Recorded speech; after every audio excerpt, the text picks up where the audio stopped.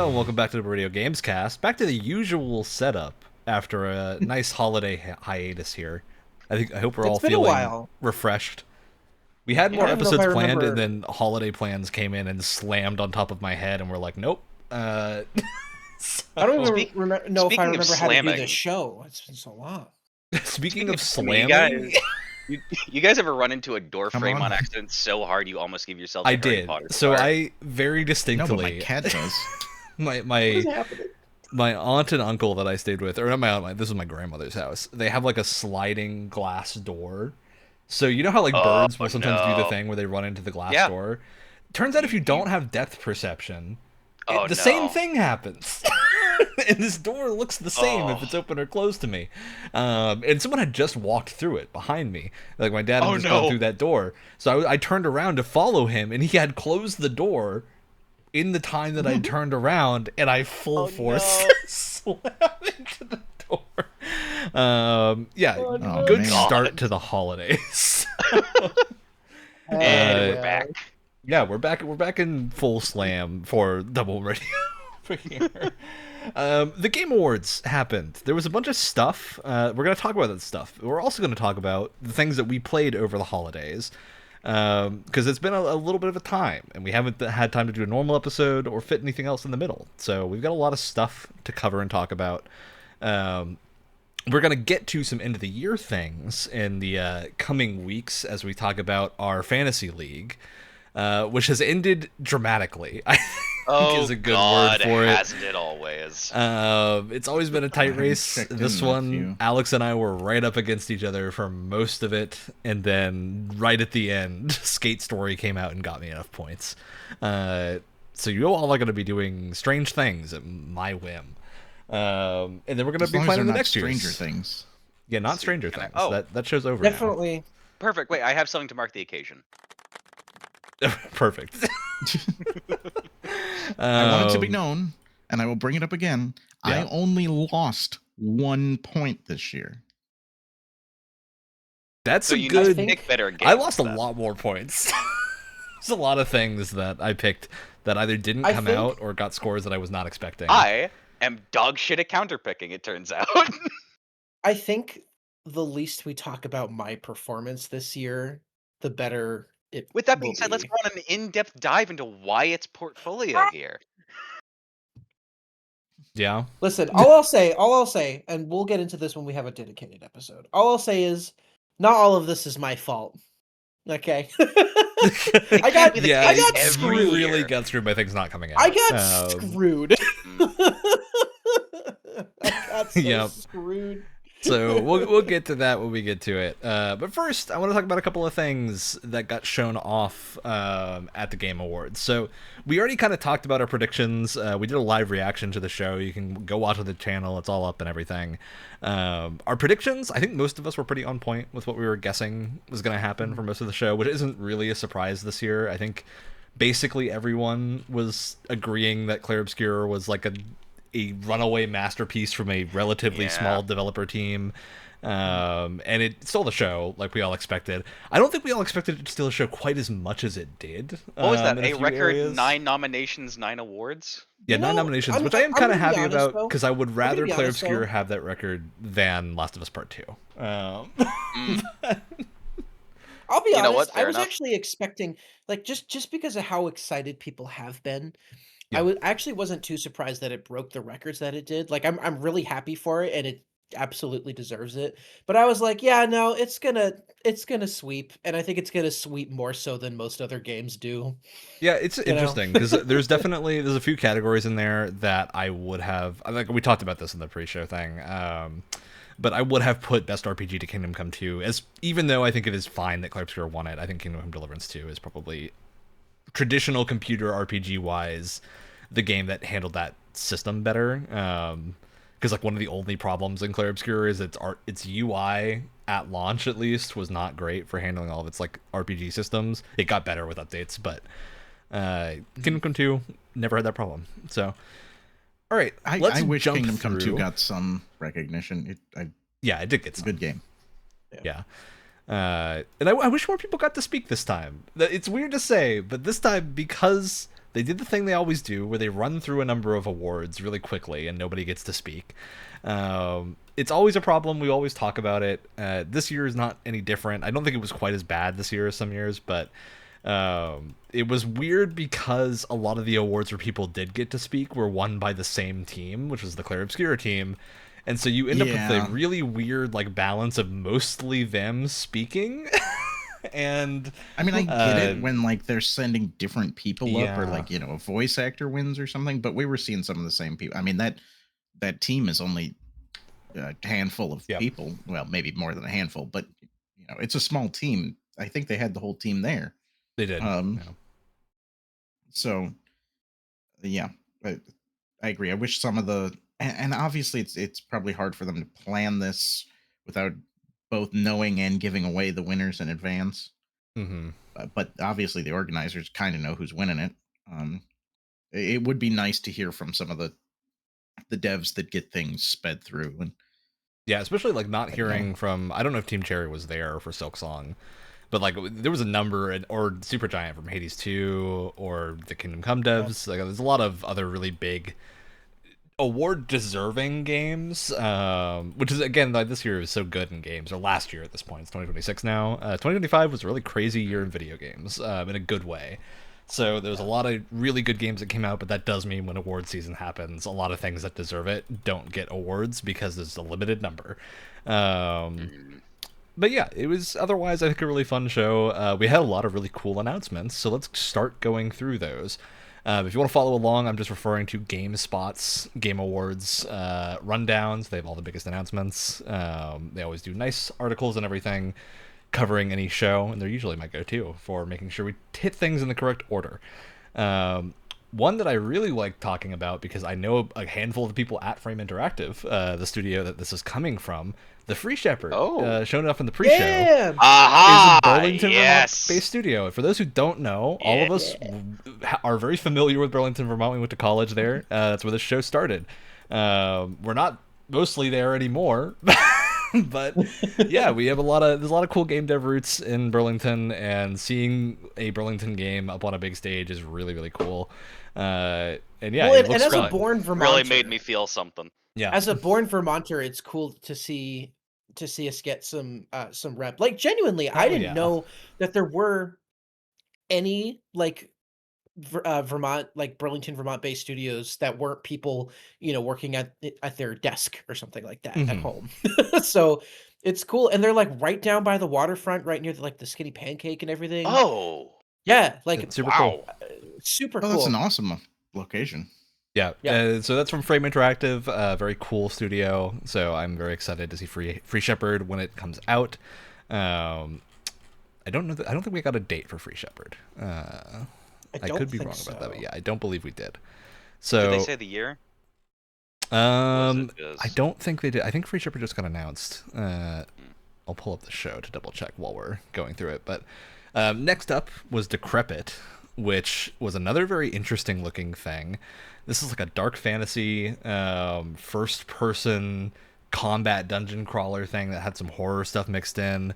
I've heard it described as a Souls-like. That's what the article describes it as. I don't know that it is. I'm not actually sure that has come anywhere from a developer, but yeah, it seems very cool. I think that's one of the ones that, like, when we visually saw it, really grabbed everyone immediately.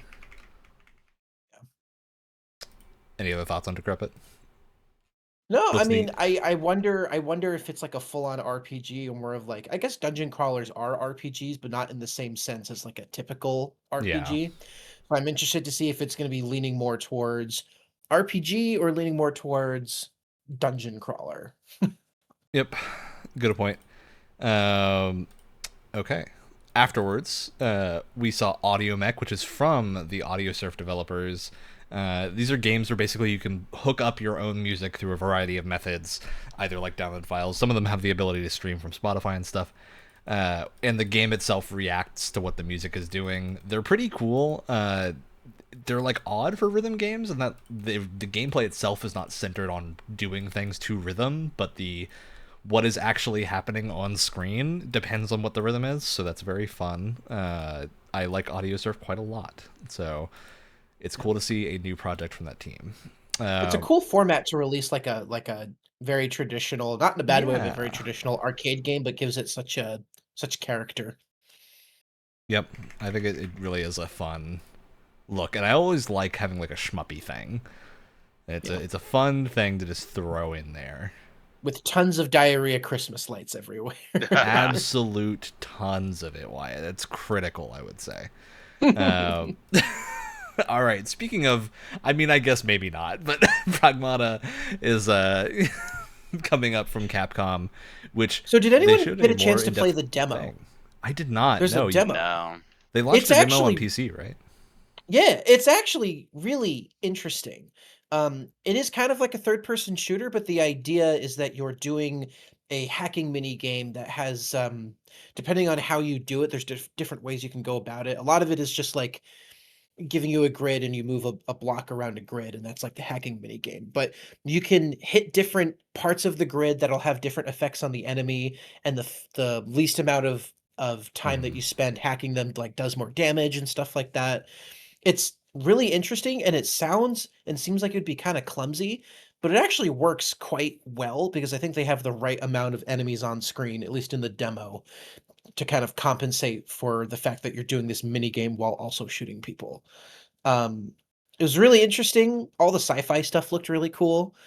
With the story, I don't fucking know. We'll see what happens. Didn't really give you good way of putting ton it. to go off of. Yeah, it was neat. I'm into it. It was just weird that I was playing it because I kind of accepted that we were probably never ever going to actually play this game. So to actually get a demo was kind of crazy.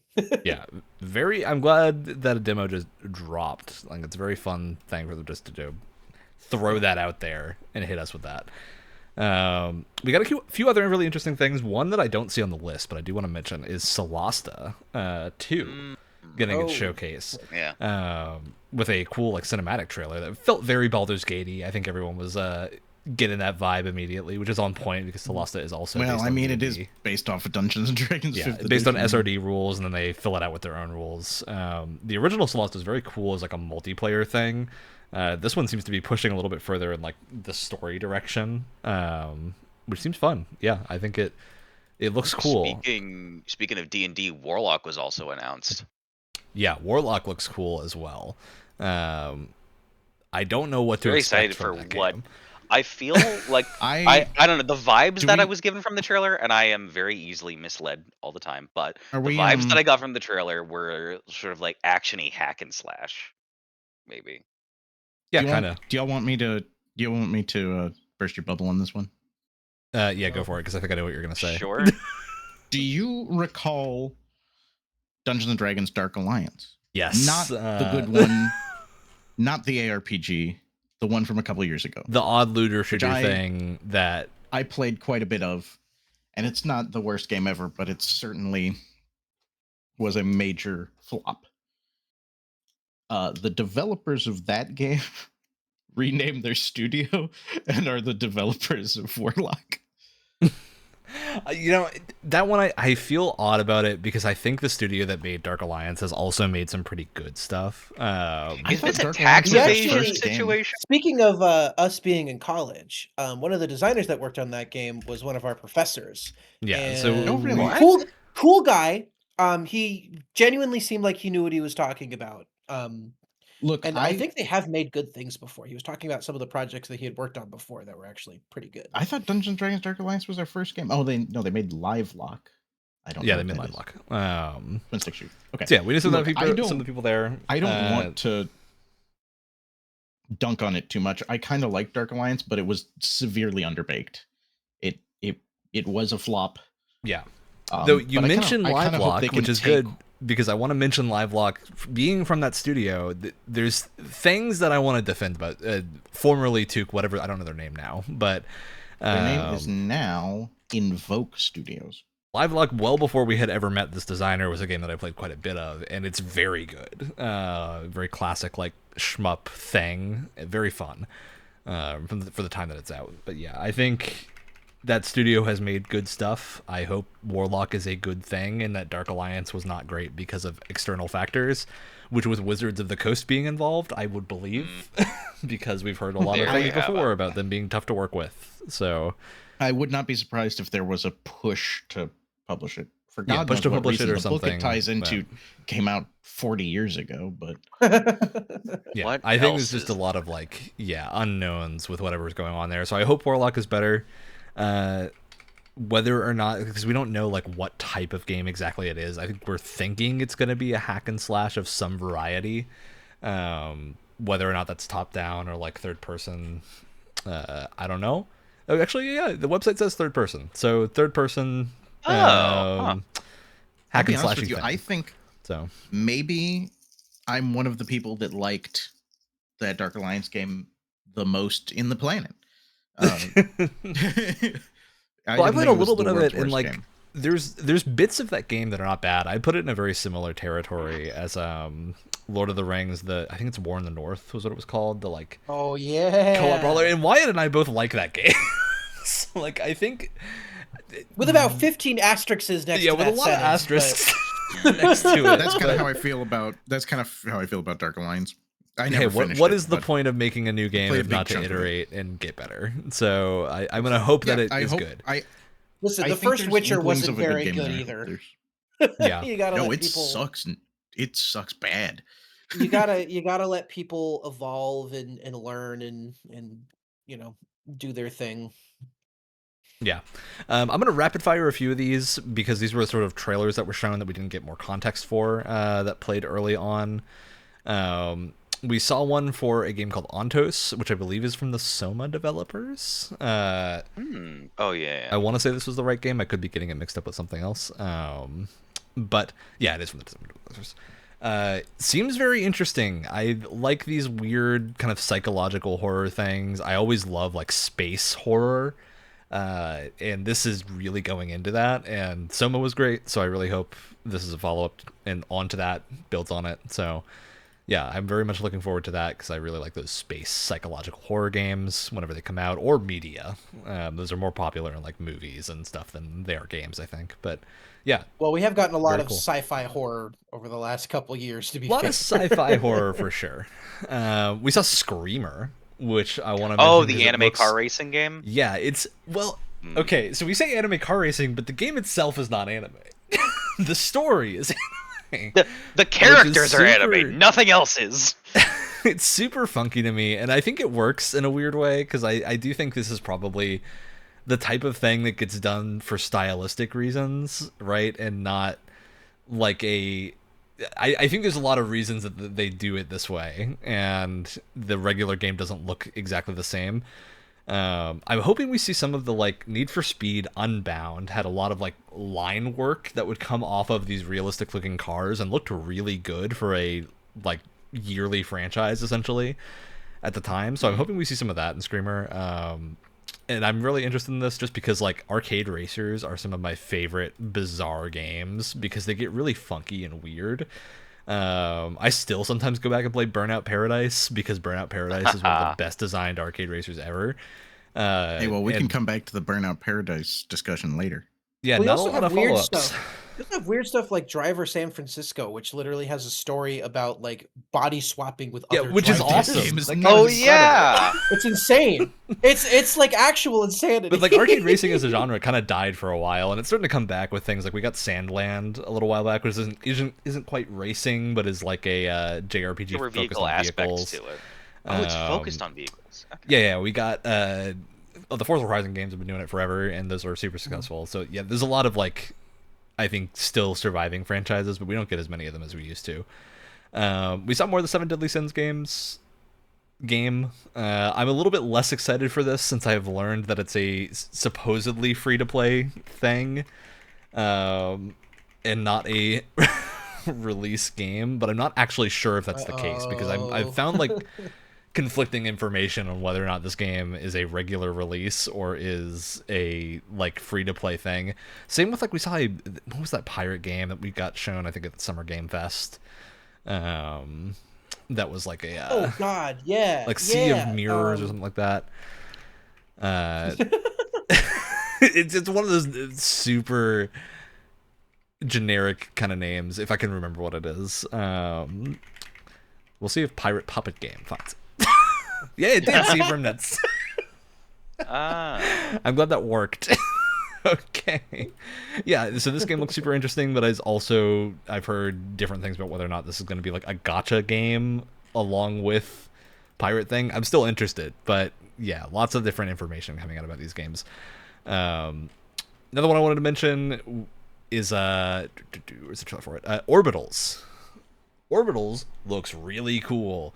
This is the like 90s anime inspired co-op space thing. Oh yeah. That I think Wyatt and I are gonna have to play at some point, because this it's just a necessity, looks right? this looks insane.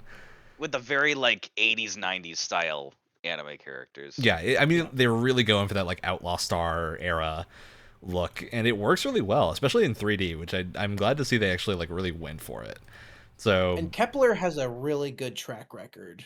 Kepler's a very fascinating publisher. The funky thing with this one, though, I believe this is a Switch 2 console exclusive, at least for some amount of time. Because yeah, it's exclusively. I mean, that's a great platform for it. That's a great platform for it. So I'm very excited for that. I want to mention Guild Wars 2 got another trailer for Visions of Eternity, because that's their new expansion. Now, Guild Wars 2 has been doing really well. I haven't played Visions of Eternity yet, but I played a bunch of the last expansion. The last few expansions I've played a fair bit of, and they're all really good. Guild Wars 2 has been trucking along really well.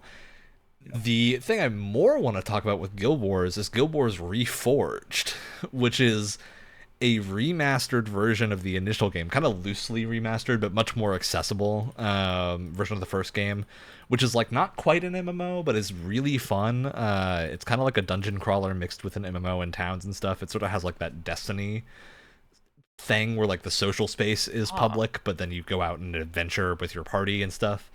It's very cool. It's like playable a good version solo. Of that? Yeah. It's like a good one? Well, it's like the original Destiny. Where it worked pretty well. The structure of it is super cool, and it's playable completely solo. You don't need a party at all, because the game itself has built-in systems for like hirelings that you can kit out and make as characters, essentially, which in the expansions gets even more crazy, and it's all included with Reforged. Heavily recommend it. It's fun, both co-op and alone, and bizarrely, it's one of the games that I got running on the AOI on Thor that I picked up here. I can fully play Guild Wars on this as long as I have internet connection. Wacky device. This wacky little device. It's really, really cool. Okay, so moving into show proper announcements, we got a couple of crazy ones. Stupid Never Dies. This was a really bizarre one. I don't know what to think of this game. I was so convinced. I was so convinced. Go for it, Alex. I think we're gonna say the same thing. That's the thing that we kept thinking was Romeo is a dead man. Yeah, I thought it was Romeo is a Dead Man, I think is the name. I thought it was Lollipop Chainsaw. I thought it was a bizarre yeah, it looked like Chainsaw similar sequel. to that. Yeah. And yeah, it looks like it.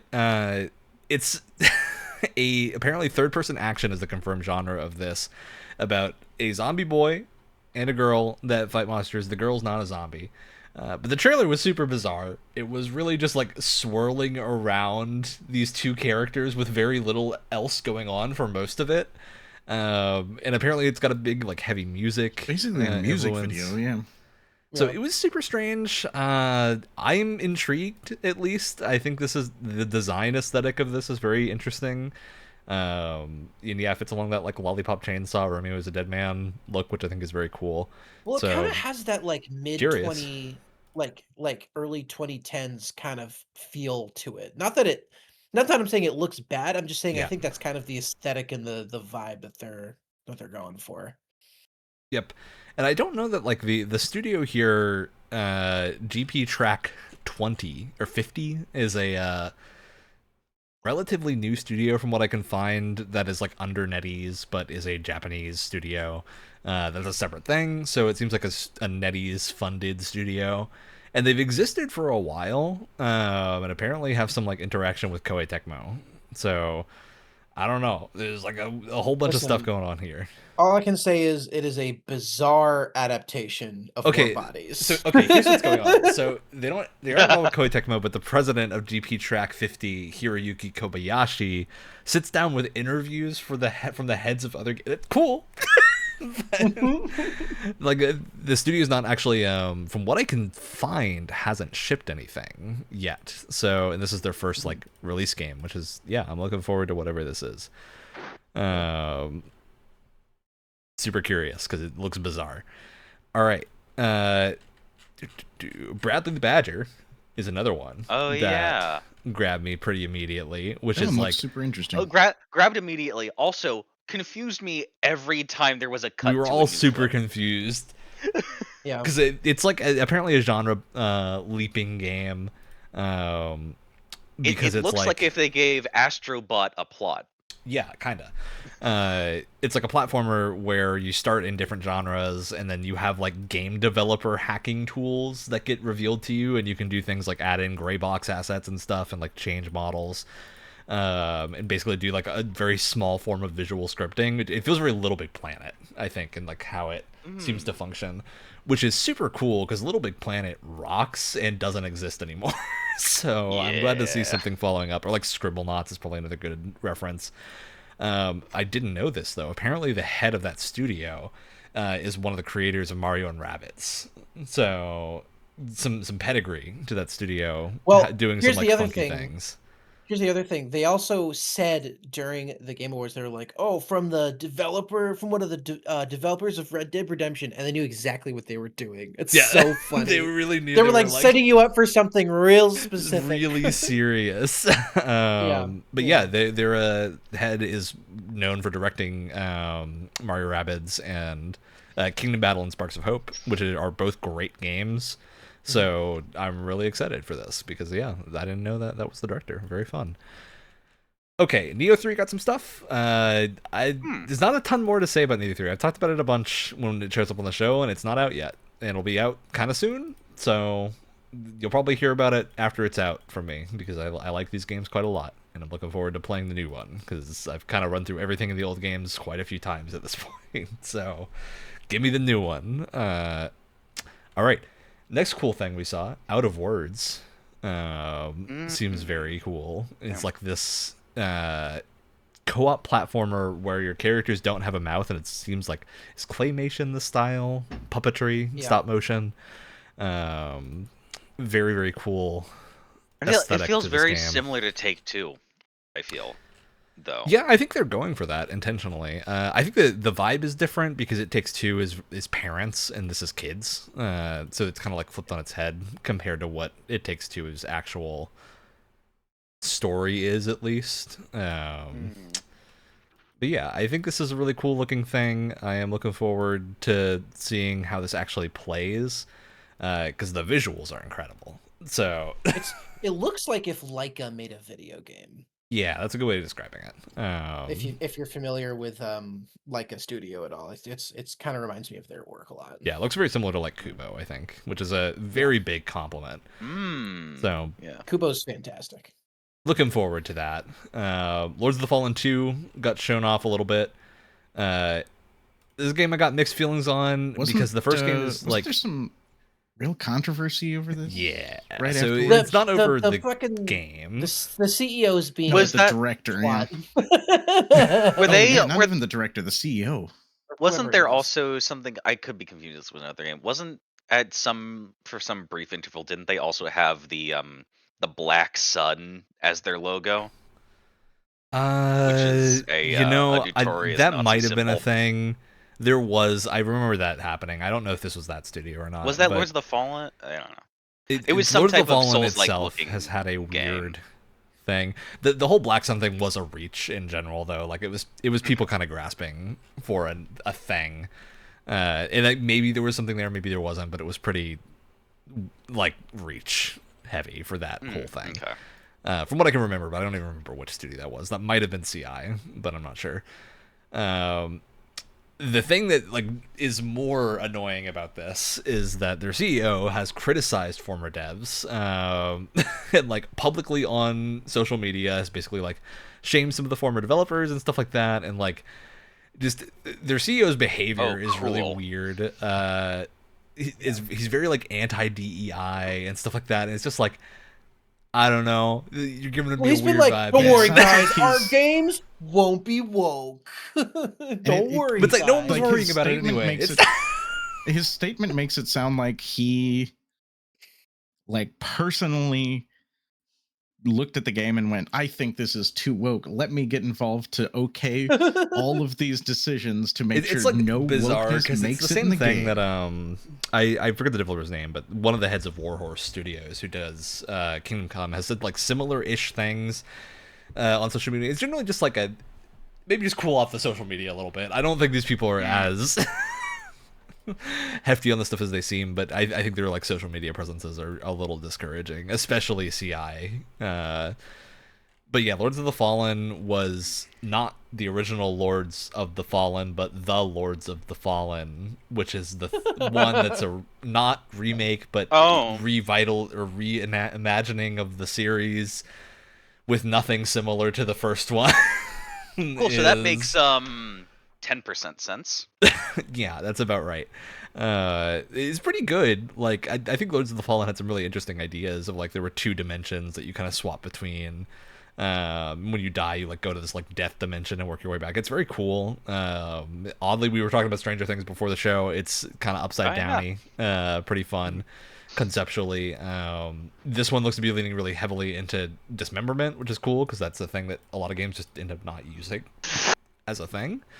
So yeah, I think this looks as a game kind of neat, but the studio has said concerning things before. So, or not the studio itself, but at least some of the people on social media. Yeah, the game itself looks fun. Yeah. So the CEO, which is like the CEO, which is this is concerning part. To me, it's a strange mix between the man who matters most and least of the company in the game. Well, because nobody can stop him, right? There's no one that can go up there, so it's not reflective of the studio. But yeah, at least on social media, it just puts a weird foot forward. Another cool little project that we saw is Coven of the Chicken Foot. Which I want to make sure gets mentioned, which is this very fun looking, like, almost like Ghibli animation style, I want to say, but 3D, where you play an old woman with a creature, kind of like, what is the last something? The Last Guardian? Last Guardian, yeah. But it's a creature that isn't like a gigantic dog thing. It's instead a little golem dude. And it looks very neat. I think this is a very cute looking thing. I love games where you play as weird things. And an old lady with a weird golem definitely fits. So it looks really fun. And it's gorgeous. The art style is very, very pretty. So super excited for Animations are very, very smooth. Yeah, it looks really, really good. Yeah, no more details on date for that one, but it is wishlistable on Steam. Another very cool game that we were shown is Order of the Sinking Star, which this one is a very strange game to show off. It's from the Witness and Braid creator, it was Jonathan Blow. Both of those games are incredible for different reasons. The Braid is just one of those phenomenal, like, one of the best 2D platformers ever made. Is not like a stretch for a Braid. The Witness is one of the best 3D puzzlers ever made. Also, unfortunately, by Portal. A questionable dev. The Witness? Yeah. What did Jonathan Blow do? What did Jonathan Blow do, Alex? What did he do? Hang on. Let me go. Alex, what are you talking about? I remember this from somewhere. I swear there was some controversy. Uh-oh. Researching in real time, folks. At least Google itself is not immediately bringing something else. Maybe someone will roast us in the comments about Jonathan Blow. Yeah, I don't see anything here. You might be mixing him up with someone else. But yeah, maybe Alex just has cool something stuff. Against Jonathan Blow. Are you mixing him up with the Fez guy? I could be. I think you're mixing him up with the Fez guy because they're around. That's a whole man. Which is a whole different thing. I just rewatched the documentary that both of those people are in, actually. Yeah, very good indie game, the movie, timing. right? Very good movie. Very intense. Kind of an intense hard to watch especially, a little bit, but especially if you're interested in that line of work. It's a bit really intense, any like solo software development, not just games. It's like very 100%. intense. 100%. But yeah, back to the Game Awards in the show. The Order of the Sinking Star is a puzzle game where you're like, what I was thinking about. You're basically, it's really hard to describe because I'm not entirely sure I get it yet, right? Like, this is one of those games where I think I'm gonna have to actually play it to understand what's going on. But it seems can like I try and you take are a like crack at it? Yeah, you're like dividing reality and then interacting with people in different places that do a thing to the other characters. To help you solve puzzles, which is really cool. It's like top-down, grid-based, and you're controlling different characters that all have different gimmicks or different abilities that affect the puzzle, and their worlds start to like overlap with each other. That's the best way I could describe it. Yeah, it seems neat, and it seems like a lot of it is like planned out. So you're like doing things that, at least in the trailer, they kind of lead you into like, oh, this is how these puzzles solve, and then you can move them around in the overworld as tiles. So things are like combining in weird ways, and it's all very Jonathan Blow. It's the sort of thing that like visually I don't get it just from looking at it, but I know from having played Braid and The Witness that I will probably get it when I play the game, and I'm gonna love it. So yeah, I'm super interested in this one. There's claims that it has over 1,000 puzzles, or like 1,400 I think was the number that was said. So yeah, it looks very cool. I'm very interested in this because I don't know why this month, when we get to talking about the things we played over the holidays, lots of puzzle games for me, lots of strange little puzzle games. We've got some various content updates for a variety of different live service projects. I'm just gonna kind of not go through those because I don't think any of us are following any of them too closely. We want to talk about the actual game announcements. One of the interesting ones is that Lenny Kravitz is the villain for 007 First Light, at least one of them. Which is really interesting. One of my most highly anticipated games for next year. I'm with you on this. So I'm kind of I'm into it. I think he could be a cool villain. Yeah, I think it's a really interesting vibe for a villain in that he's charismatic in a way that I wouldn't be expecting, but those are the best villains. So, yeah, I'm looking forward to whatever this is. I'm still super interested in what the structure is for 007 because we just don't know. But it seems like you're going to be going against Bama, who's Lenny Kravitz. And I do want to say, this trailer that they did for the 007 Lenny Kravitz thing, the opening shot really had me thinking they were trying to make a Snake Eater reference at the start, even though this is a thing in many things, but Snake Eater says the same way, with you like standing on a plane and looking out. After that was an announcement that sent me, and I know for sure Brett, wherever he was watching, into a spiral of insanity, which is Ace Combat 8, Wings of Thieves, getting announced, which is insane.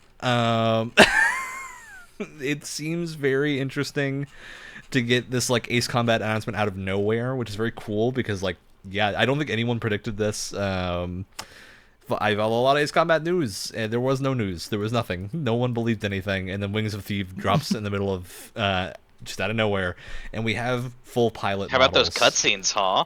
The cutscenes look so much better. It looks like they got proper budget instead of weird slideshows.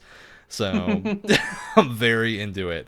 The budget went also to the people instead of just the cloud tech. Because there was a whole video on the cloud tech of Ace Combat 7, which is cool. Hard to present. Very cool in your Ace Combat game, but a hard thing to sell. I feel like that one King of the Hill clip.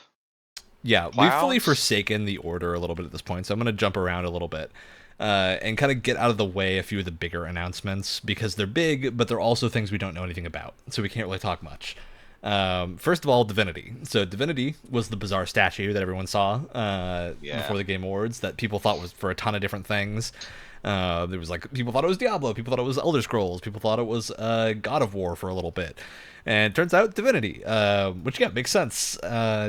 this is a bizarre trailer that they showed that's very like it was like tonally off the rails. Yeah, very adult. It was kind of uncomfortable. Very adult. I think that's the point. I think it was supposed to make you uncomfortable. Yeah, the two of you are on the D&D campaign I'm running right now, which is like horror folklore themed, and this felt very along those lines. Step it up after that. I mean, we're not bizarrely. I mean, this is not going to make sense until next session, but this is super similar to a thing that you guys are going to do. Oh dear. Very soon. So yeah, it was really strange seeing this whole thing go down while that was there. But yeah, I'm really interested in what this is. They've said it's still going to be turn-based. It's not going to need you to have played Original Sin or Original Sin 2, which does make sense because Original Sin 1 and 2 were also kind of disconnected from each other and pretty easy to play apart. I'm wondering how this is going to connect to the other Divinity games, because there's a whole bunch of like weird Divinity games that exist, of like Divine Divinity and Beyond Divinity, which were basically Diablo-y ARPG things. And then there was a weird like Divinity Dragon Commander thing where you had like dragon RTSs, which was bizarre and fun. And then you had the weird like Divinity RPG thing that was a third-person hack and slash like dragon turning into thing, which I don't remember what that was actually called. But yeah, there's some really strange Divinity games out there, and I'm wondering which ones, where this is going to connect to the rest of them. All right. Next big announcement thing, unless anyone has other thoughts on Divinity, that we saw but we don't really know anything about. I heard someone say something. Yeah, I'm passively excited about it. I haven't played any of the other Divinity games yet. There's a number of them I would recommend. I really like the original. I have. No, I'm thinking of Pathfinder. Wow, I am not thinking of a single. That I highly recommend too. I have Wrath of the Righteous and Kingmaker. Haven't played them yet. I feel like as the next Divinity game gets closer, I'll probably be more prompted to start playing the older ones. Yeah, I'm gonna heavily recommend, and this is a bizarre game, Divinity 2, which is the one where it's like a third-person thing where you turn into a dragon. It's from the era of like Dragon Age 1, so it's a little bit outdated, but it's a very funky game, and it's $2 on Steam right now.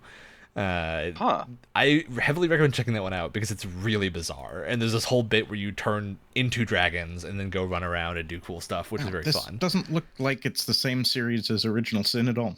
Yeah, no, fully different looking game. Original Sin came after and was like the we're gonna jump 1,000 years back, or however many thousand years it was, and then tell the original story.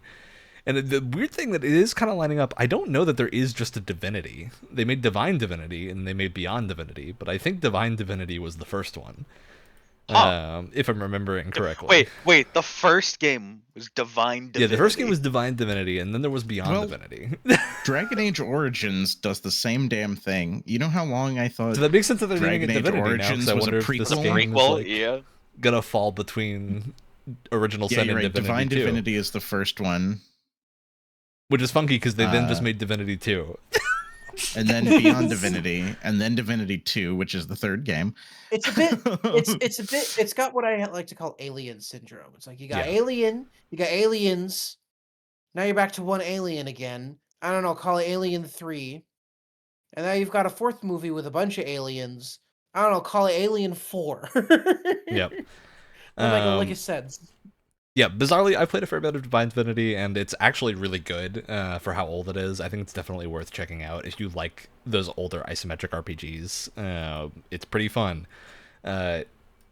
Divinity 2, though, has a special place in my heart, because I remember playing that game a ton on old school, I think Xbox 360 was what I had it on, and would just play that. And it was a good time. I don't know that it's a good game compared to the other games. I think there's a reason they didn't make another third-person, like, slashy game afterwards, but yeah, Divinity 2 I think was a fun game for the time, and it's really fun to revisit because it has a ton of bizarre ideas compared to the more recent Divinity games. Okay, keeping on from that is Star Wars. Oh my god, I'm like yes! phone here waiting for you to get to this one. Wait, which Star Wars game? There's multiple. Star Wars: Fate of the Old Republic is the one that was Yes. shown here. That's important to what we're talking about. I think this looks awesome. I think this is for me, this is my biggest reveal of the show. Mind you, nobody I'm a little knew wary. what this was.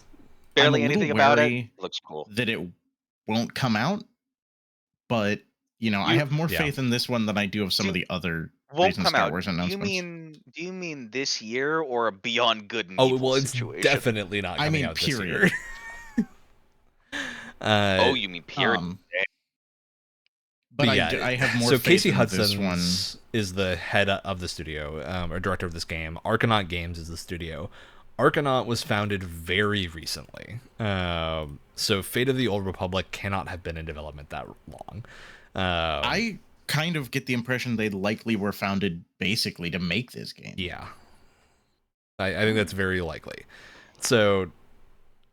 Yeah, we have no other information on Fate of the Old Republic. I think there's not a lot we can really say about it, aside from the fact that I think there being an Old Republic game that exists and is by Casey Hudson, who worked, and I don't know if he was director, but was one of the very important designers, bare minimum, on the original Knights of the Old Republic 1 and 2. Yeah, that's hugely exciting to me.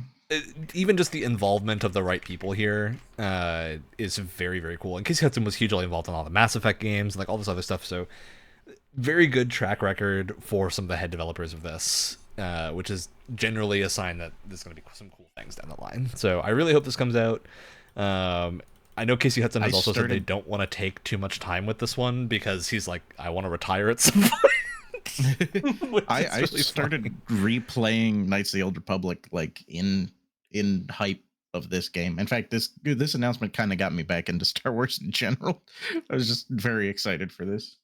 Yeah, so I think that's super cool. And yeah, he was the director on Knights of the Old Republic. So this is getting really into the weeds about nerd shit, but I'm gonna be very curious if this is essentially Knights of the Old Republic 3, if it's gonna be in continuity with the former Knights of the Old Republic's game, or if this is going to be set in the current canon and like bringing the Old Republic timeline into canon with that, or what the idea is. I'll be really curious to see. Yeah, I'm super interested. So I imagine it's going to be a like farther point along of Old Republic, so like end of Old Republic. At least Knights of the Old Republic era. I don't know how this is going to relate to the Old Republic MMO, but people are generally pretty positive. That MMO is good. Don't let anybody tell you different. Yeah, I think everyone generally says the Old Republic has great story in it. So I wonder if they'll like incorporate any of that stuff. Okay. Yeah, there's stuff with like Revan in there and stuff, so maybe. Yep. We saw some interesting other stuff with For Loop, which was a co-op shooter, from the Left 4 Dead creator, which is very cool.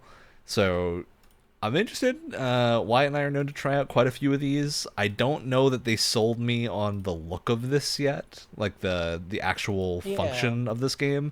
But the whole like death and you get perks for dying and stuff like that, I really hope that is like a really important gameplay element, and that like, I don't know, Braid is one of those games, we talked about Braid earlier, where like dying made actual progress. So I'm hoping that this is something like that, where it isn't just a roguelite, but actually has some like loop tied in with the whole death thing. Yeah. I'm sorry, I kind of spaced out there for a minute. The Star Wars talk. Were you playing with your bike? Were you playing with your bike chain, Wyatt? No, I'm really tired. I like, just to keep it 100 with anyone watching, I'm fucking exhausted right now. I just got back from a lot of holiday travel. Yeah, no, the gimmick is interesting. I kind of echo what you were saying about like it's not super interesting visually. I think it's like just because when they showed it on the screen, it kind of just looks like a roguelite FTL style map, like point to point map, which I'm sure is not how it actually functions. But it's just hard to tell from that trailer what this actually means. I'm looking forward to playing it though. I don't know. I feel like horde shooters have become kind of like a lost art in a way. Which this definitely seems like it's going to be dipping into a little bit. I do like that this isn't just zombies. That's a thing that's gotten me continually with horde shooters, is they're all just zombies at this point. So something that isn't zombies, I think, is a really cool. I mean, not even that unique move forward, but just it is not the same thing again, which I think is kind of important. Yeah, it seems interesting. I don't know how or why J.J. Abrams is involved, but he's also involved. You know, he's also there. Involved. He's there. Probably the lens flares. He added each one by hand. Yeah. We saw some Resident Evil Requiem stuff. The big news for Resident Evil is that Leon Kennedy is going to be back in the Resident Evil mainline games as a playable character. Is he 40 years old in this game? Is that what? He's like 50. Leon's getting up there. At this point. But yeah, he looks cool. I'm hoping they do the cool thing where his campaign is like very actiony. I don't know if they're going to separate the campaigns or if they're going to do you play as both. I feel like I heard somewhere they're separating the campaigns, and so you like play them one after another. And I hope his is like this is an action game now of RE4, where like it stops being horror and full just becomes where they all go, bingo. You're running around. I forgot about that line. Yeah, I think this is I don't know, I love Leon as a character, and so seeing him back, and I think I always like the mix that RE has had between horror and action, and I've played the Requiem demo from PAX, and that was very horror. Like, there wasn't really any way to fight anything in that demo. It was entirely you had to, like, crawl and hide and do stuff like that.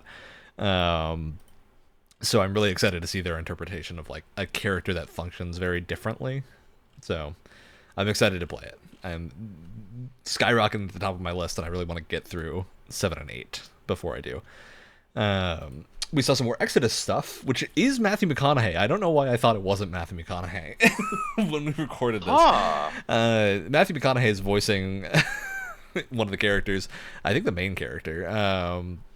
And it's one of those games, it's like, this is also published by Wizards. The gameplay has looked really good every time it's been shown off. The like far future sci-fi is very cool, because I think basically the only games we've gotten in the last couple of decades that have been super notable in that area are Mass Effect, right? And like maybe Halo kind of, but Halo's still pretty recognizable into like grounded tech in a way. Whereas Exodus seems like it's really leaning into the like, we're going to get weird with things. And I like that a lot, because that's the type of sci-fi that we don't see as much in games. I do have a weird question. Can we confirm that that's Matthew McConaughey's actual voice? Because voiced by Matthew McConaughey. Okay, because I asked this question because he did recently, like, he was given a bunch of money and then completely sold his voice to some like AI voice thing. Oh God! So I want to make sure that this is actually him voice acting and not any of that chicanery. Look, I mean, we don't have any details, but he's credited in the game or in the trailer and stuff as being the voice. So I'm gonna assume that he's actually voicing it. I just thought I'd throw that out there. Yeah, I'm not gonna assume maliciousness before we have information, but no, I don't want to. Not maliciousness. I think it's worth sold his voice to the AI. I mean, yeah, he made his choice. He made his choice. I have some excitement for this game. I will say the Wizards of the Coast name being attached to it strikes a little bit of fear into me, just because they have been on some crazy business decisions lately and whatnot. Oh yeah, but, that's a Wizards game. If the game is good, I'll buy the Magic the Gathering set they tie into it. Whatever. Will you? Is that?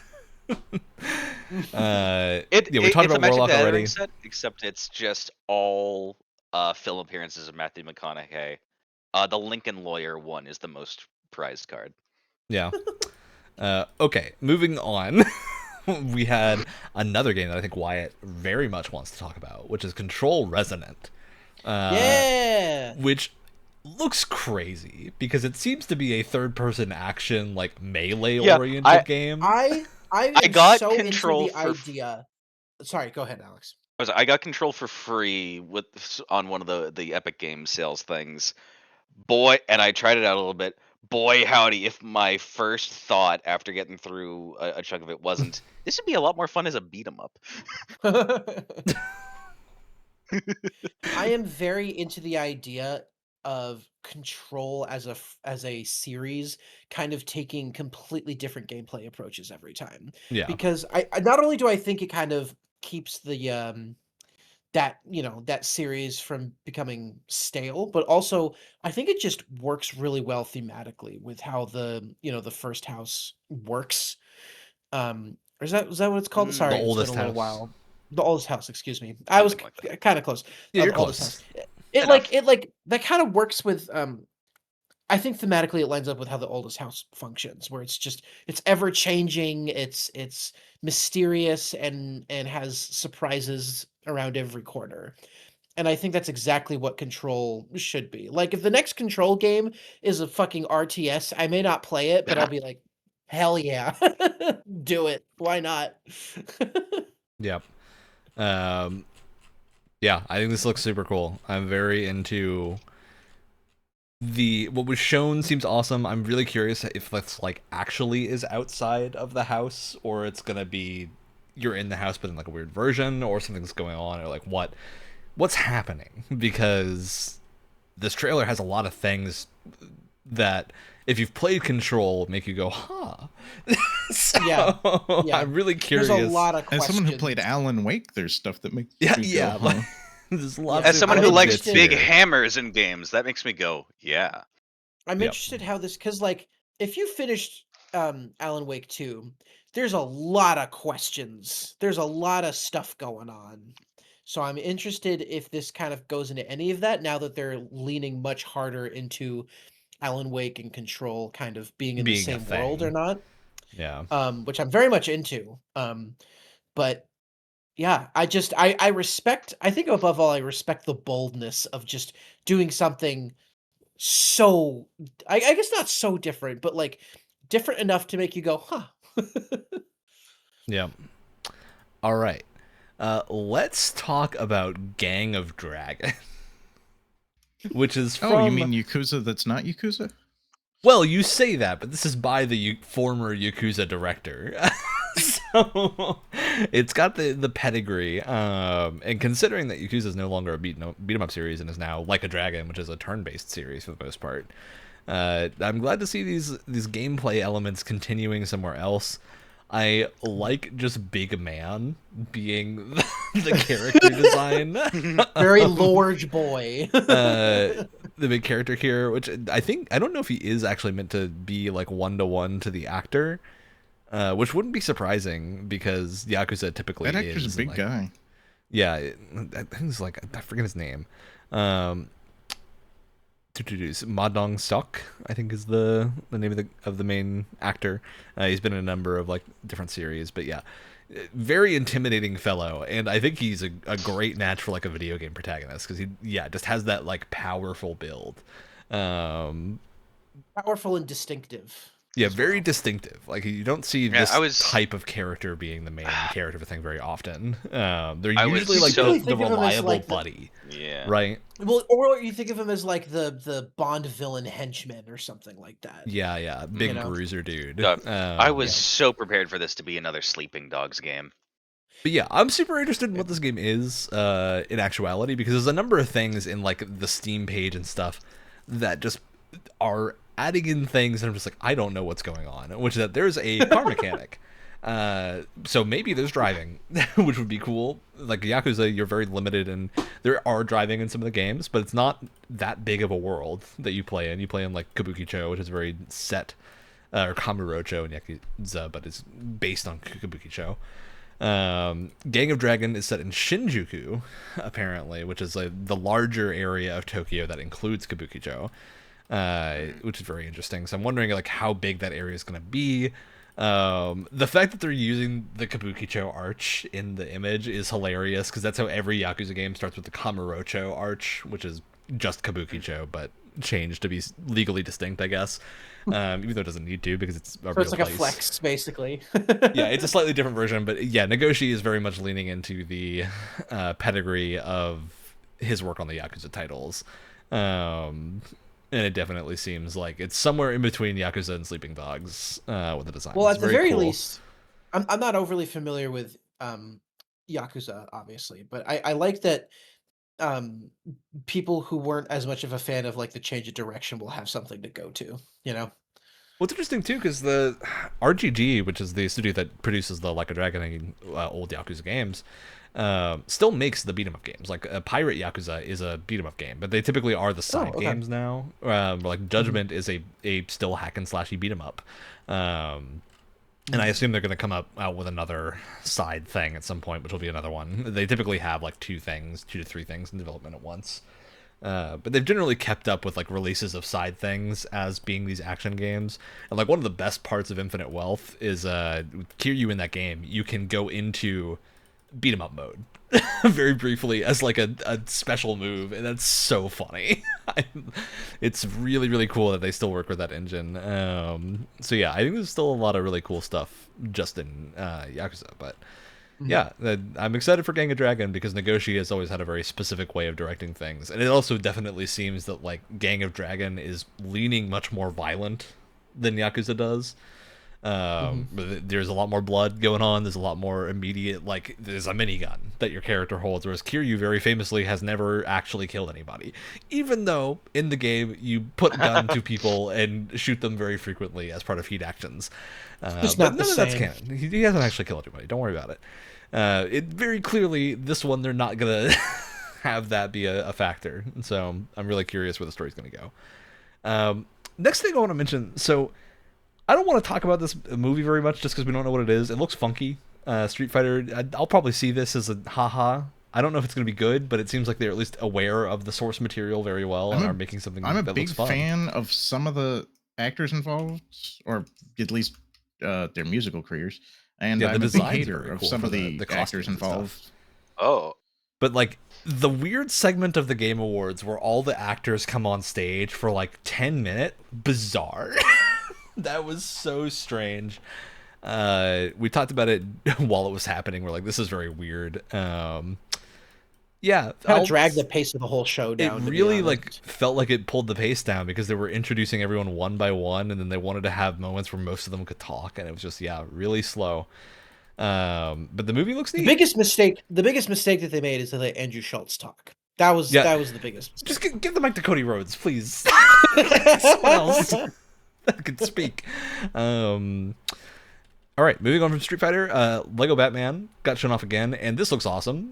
Continues to look really cool every time it's shown. After playing Skywalker Saga, which was great, not my favorite Lego game, I think, but is definitely up there. I think Lego Batman won't have the problems that Skywalker Saga had, where Skywalker Saga had just everything felt a little too abbreviated in Skywalker Saga because it was like going for that big galaxy thing, and then you only had like 6 levels per movie, so things had to be really, really fast in every thing. This is telling the story of the Batman games and just kind of pulling things from where they want them to.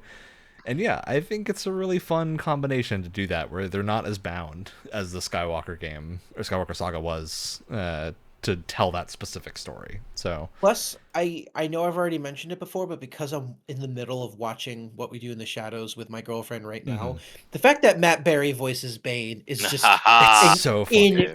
Incredible, absolutely inspired choice. Yeah, I didn't nothing else to say except it looks great. Okay, moving on. We got a bunch of Tomb Raider stuff all at once. This was really weird. Quite a few bits of Tomb Raider things. This was really strange. And just kind of popped out.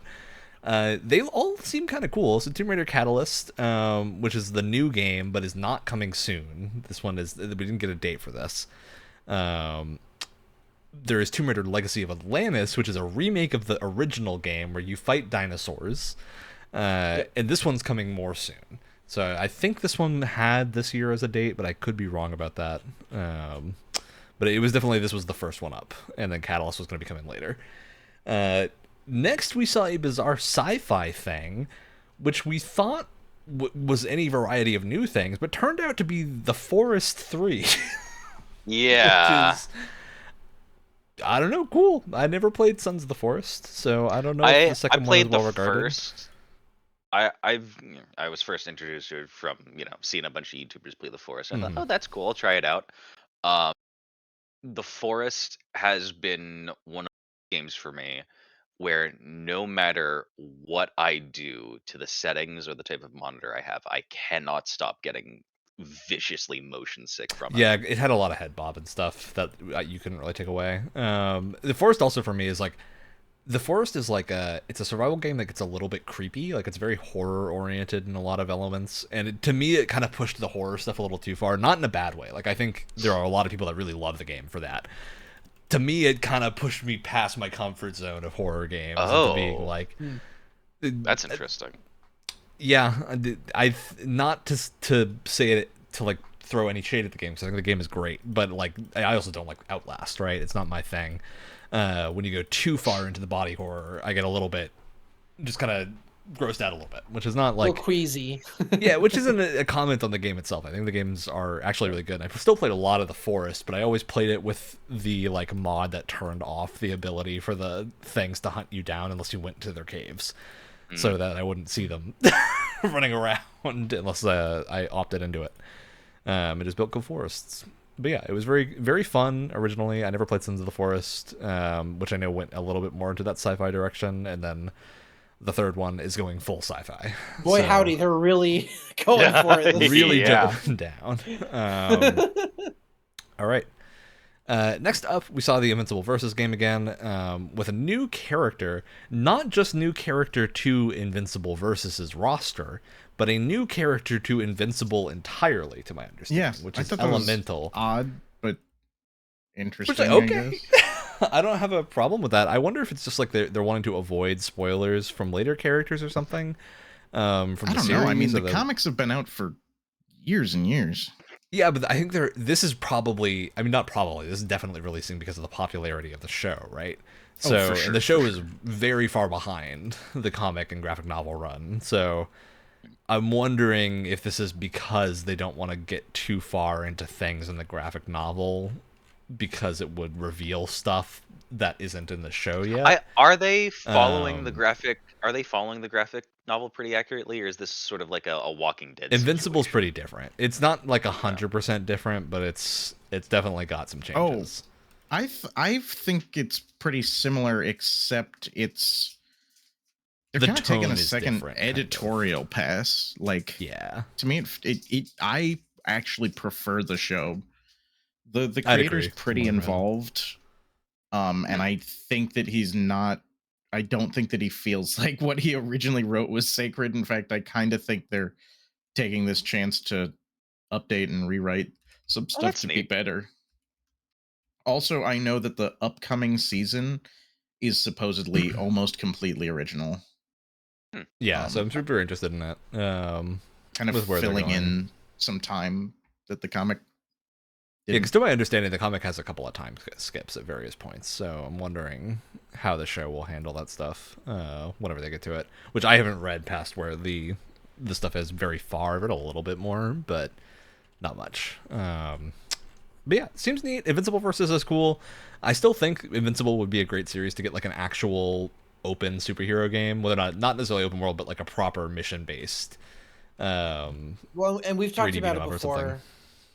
We've talked about it before. I'm getting tired of every superhero game feeling like it either needs to be a beat 'em up game or some sort of bizarre looter shooter or fighting game. Like nobody's just making a game. Like, just make the Batman game. Did I say beat 'em up? I meant to say fighting. Yeah. Well, which is why like I've been really enjoying Cosmic Invasion, because it's just a beat 'em up, and it's like this is it. This is all I need. I'm gonna defend Marvel's Avengers here for a second, and I want everyone to know that I don't like that game, but I do think the campaign of that game is good during the missions where it ignores the rest of the game, and you're just playing campaign missions before it makes you then go get resources for like 2 hours. But because the story mode on its own just seems like a AAA like action adventure type. Not really. So the problem with the story mode in that game is it starts really strong, where you're following Kamala Khan and doing all the Mrs. Marvel stuff at the start, which is fun. And then you get to this helicarrier, and then you do a bunch of tutorials at the helicarrier as you unlock the other characters. And then it just kind of goes, okay, now just play missions before I'll give you the next story bit. And then you just have to go play the random missions for ages, and they're not good. Well, I guess random what I'm missions saying, are like, almost all identical. I guess what I'm saying is, like, cut all of that out, like you said, and you just have the story stuff. Yeah, the structure of it, I think, would be okay, and the story stuff is good. It's also like Avengers made the mistake of just having like most of your enemies be faceless robots, which without even giving them like an identity as a robot faction, like you need something there. They tried to lead into something, but it just wasn't interesting enough to make that faction believable. So yeah, it needed more. I would love to see a game like that with Invincible, because I think it would be much cheaper to make because you don't need to go for the realistic look. You stick to the comic style, and I think you can make something really cool. I actually wish that the fighting game was even more sticking to the comic style. Yeah. Yeah, I totally get that. Okay. Moving on to Saros getting another showcase. So Saros showed a bunch of characters. It seems like there's definitely more story involved in this one. So I'm very excited for that. Well, there was plenty of story in Returnal, but it was more. It was focused really heavily on your one character, and like her life and stuff. And I think Saros looks like it's definitely going for more of like a overarching thing immediately with multiple characters, which seems cool. I think there's been some previews that also came out that said the game seems to be introducing a lot of things to like ease the difficulty in better than Returnal did, which is one of my only complaints about Returnal, is that there's like a huge leap in difficulty between the first and second areas. And it would feel really nice to have that evened out. So I think they're addressing that, which is super cool. After that, we saw No Law, which No Law is a bizarre looking thing. It's by the Ascent developer Neon Giant, and is a first-person cyberpunk style game that seems almost like a mix of like Cyberpunk and Bulletstorm in a bizarre way, where it's very like violent FPS action, like boomer shootery, combined with the like sun-bleached look that you see from like Dead Island and stuff. So I'm looking forward to this. I think No Law looks neat. I think the Ascent was pretty good, but not a genre that I particularly get too interested in. Of like the twin stick stuff doesn't quite grab me enough unless you get really into the ARPG thing. I like my that was one of the games that we played for Game Pass, right? Yeah, we played the Ascent. It's super well made, so I'm very excited to see a really different thing from them. Because the thing that worries me is that they're really trying to lean into like the cyberpunk vibes, like to a point where I'm like, what's the play here? Like, what's your end goal? You know what I mean? Yeah. Well, are you talking about Cyberpunk the property or Cyberpunk the aesthetic?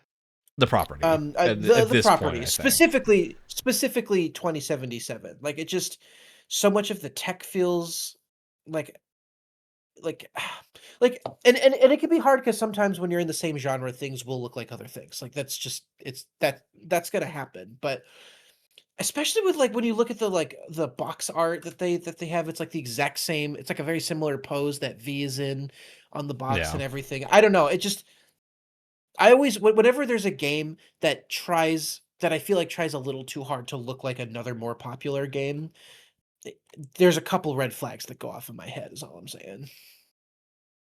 Yep. I'm super curious for what this will be like when it comes out, but yeah, for now I'm wondering. Though I think the Ascent was good enough to warrant being very interested in this whenever it pops out. Yeah. We got some Hitman updates, nothing super major, just another elusive target of Mila Jovovich, which is very funny. So these are crossovers. That's right. These are like crossover references that I'm actually totally fine with. Yeah, they're cute. Like Hitman levels. You don't really take. They're cute. They make sense within like the world of Hitman, I guess. Like they never take it too far, and it's never like world breaking or like art style breaking. Yeah, they're generally just kind of funny. You should have seen the Slim Shady one though. Oh, that was weird. That one got surreal. I still need to play that one. I picked up the DLC for it, so I didn't get time to play it when it was live. But The only thing I don't like about these is the DLCs are time limited, which is very strange. I imagine it's to do with licensing for the celebrities, but I still wish they would just have the purchasable version of these out forever and not gone after the elusive target leaves. But after that, another big game. This is a huge announcement, I think, that Alex and I are very excited about. Total War Warhammer 40k. Looks very cool. Yes. Yeah. Oh, yeah, you, Alex. Why, yes. Yes, I am. Warhammer 40k has been a Total War game that people wanted for ages, and it's finally coming. This one, there's a chance I end up pre-ordering, which is pretty rare for me. Yeah, did we get a date for this one? I don't think we did. No. No, but I kind of got the impression from what I've been hearing about that it's likely decently soon. Like, yeah, because they showed full gameplay and it looked pretty complete. I wonder if it's just like they're building the content stuff out at this point. But yeah, it looked really good. I mean, this is in the showcase. Likely the same engine that they've used for the past 3 games and everything. I wonder, because like Total War hasn't done well, I guess the fantasy games do have guns, and they're not quite the same, but they have wacky guns from various factions and like weird fantasy tanks. So yeah, there's some overlap, but I really wonder like how, because the thing I'm excited about this is everyone that has listened to the show for any large amount of time knows that I am a big fan of dropping things from orbit. And in Warhammer, that's a big part of the games, are things dropping from orbit, either drop pods with troops or artillery strikes or various other things. And maybe they a already giant have tungsten said rod. that you're going to have the ability to call in like orbital lasers and stuff. They showed some of it. I'm so excited. I want to be able to drop a nuke on a planet. Wait, is it planet-wide? Are we getting like yeah, they showed that it's like multiple Oh. planets and stuff. I don't think it's like planet-wide battles, but that there's some element of like galacticness. Oh to yeah. I meant the like campaigns. we're seeing, what's that name? Not Stellaris. Maybe Stellaris. Is that the like a Paradox space 4X. RTS? Yeah. Like that. Is 4X and boots on the ground style. Yeah, I don't know how much it'll go, because Total War is always kind of 4X-y with the campaigns. So Warhammer fits. The thing that I'm really wanting from this is there's I'm curious if anyone else here played a lot of this mode, but Star Wars Battlefront 2, the original one, not the new one, had a mode called Galactic Conquest, where you would go and you'd like assemble your troops and stuff and then use them in the next mission and stuff. That is still one of my favorite modes of a game ever. And that's Battlefront 2 also had a great campaign, but the like Galactic Conquest mode, where you would basically go and like pick a faction and then build up your forces after each thing and then use them to try and win fights. That mode was so good. It has never been done in the same way anywhere else, to the degree that Battlefront did. So I'm really hoping this scratches that itch for me of like the troop deployment thing and everything. It seems like it will, so I'm very excited. All right, we had another Star Wars announcement that I want to mention, which is the while we're on the topic of you mean space the return of Star Trek Sebulba? things. The return of Sebulba with Star Wars Galactic Racer. Which this is also really scratching a weird itch for me of the like arcade racers coming out again. But yeah, Star Wars Racer is a really good old. This is from the Burnout devs, isn't it? Yeah, let me double check. It might be Even better for those crashes. Oh my god, if it is. It's by Fuse Games, which I don't know if Fuse is made up of old Burnout devs. I think this is a new studio assembled for this. I thought it said in the trailer, but I could be wrong. It's probably some developers are overlap with the Burnout team, but which wouldn't surprise me. Yeah, I'm super excited for Galactic Racer just because it seems like such a good. It's the type of Star Wars game that I really like, in that it's just barely Star Wars. It's like one weird element of the Star Wars universe just being taken to its extreme. It's the elements that we have the proper glub shido aliens and the proper greeble placement. Yeah, we got the greebles. That's what matters. What I like is that it's kind of vindicating what a lot of us have said about the EA era of Star Wars. We're like, as soon as EA doesn't have sole rights to the license for video games, we're going to be getting not even just like more projects, but also different projects. Weird projects. That I think legitimately is a big part of it, is that we're just getting some strange things, which really adds to it, because we're seeing these games that wouldn't get made.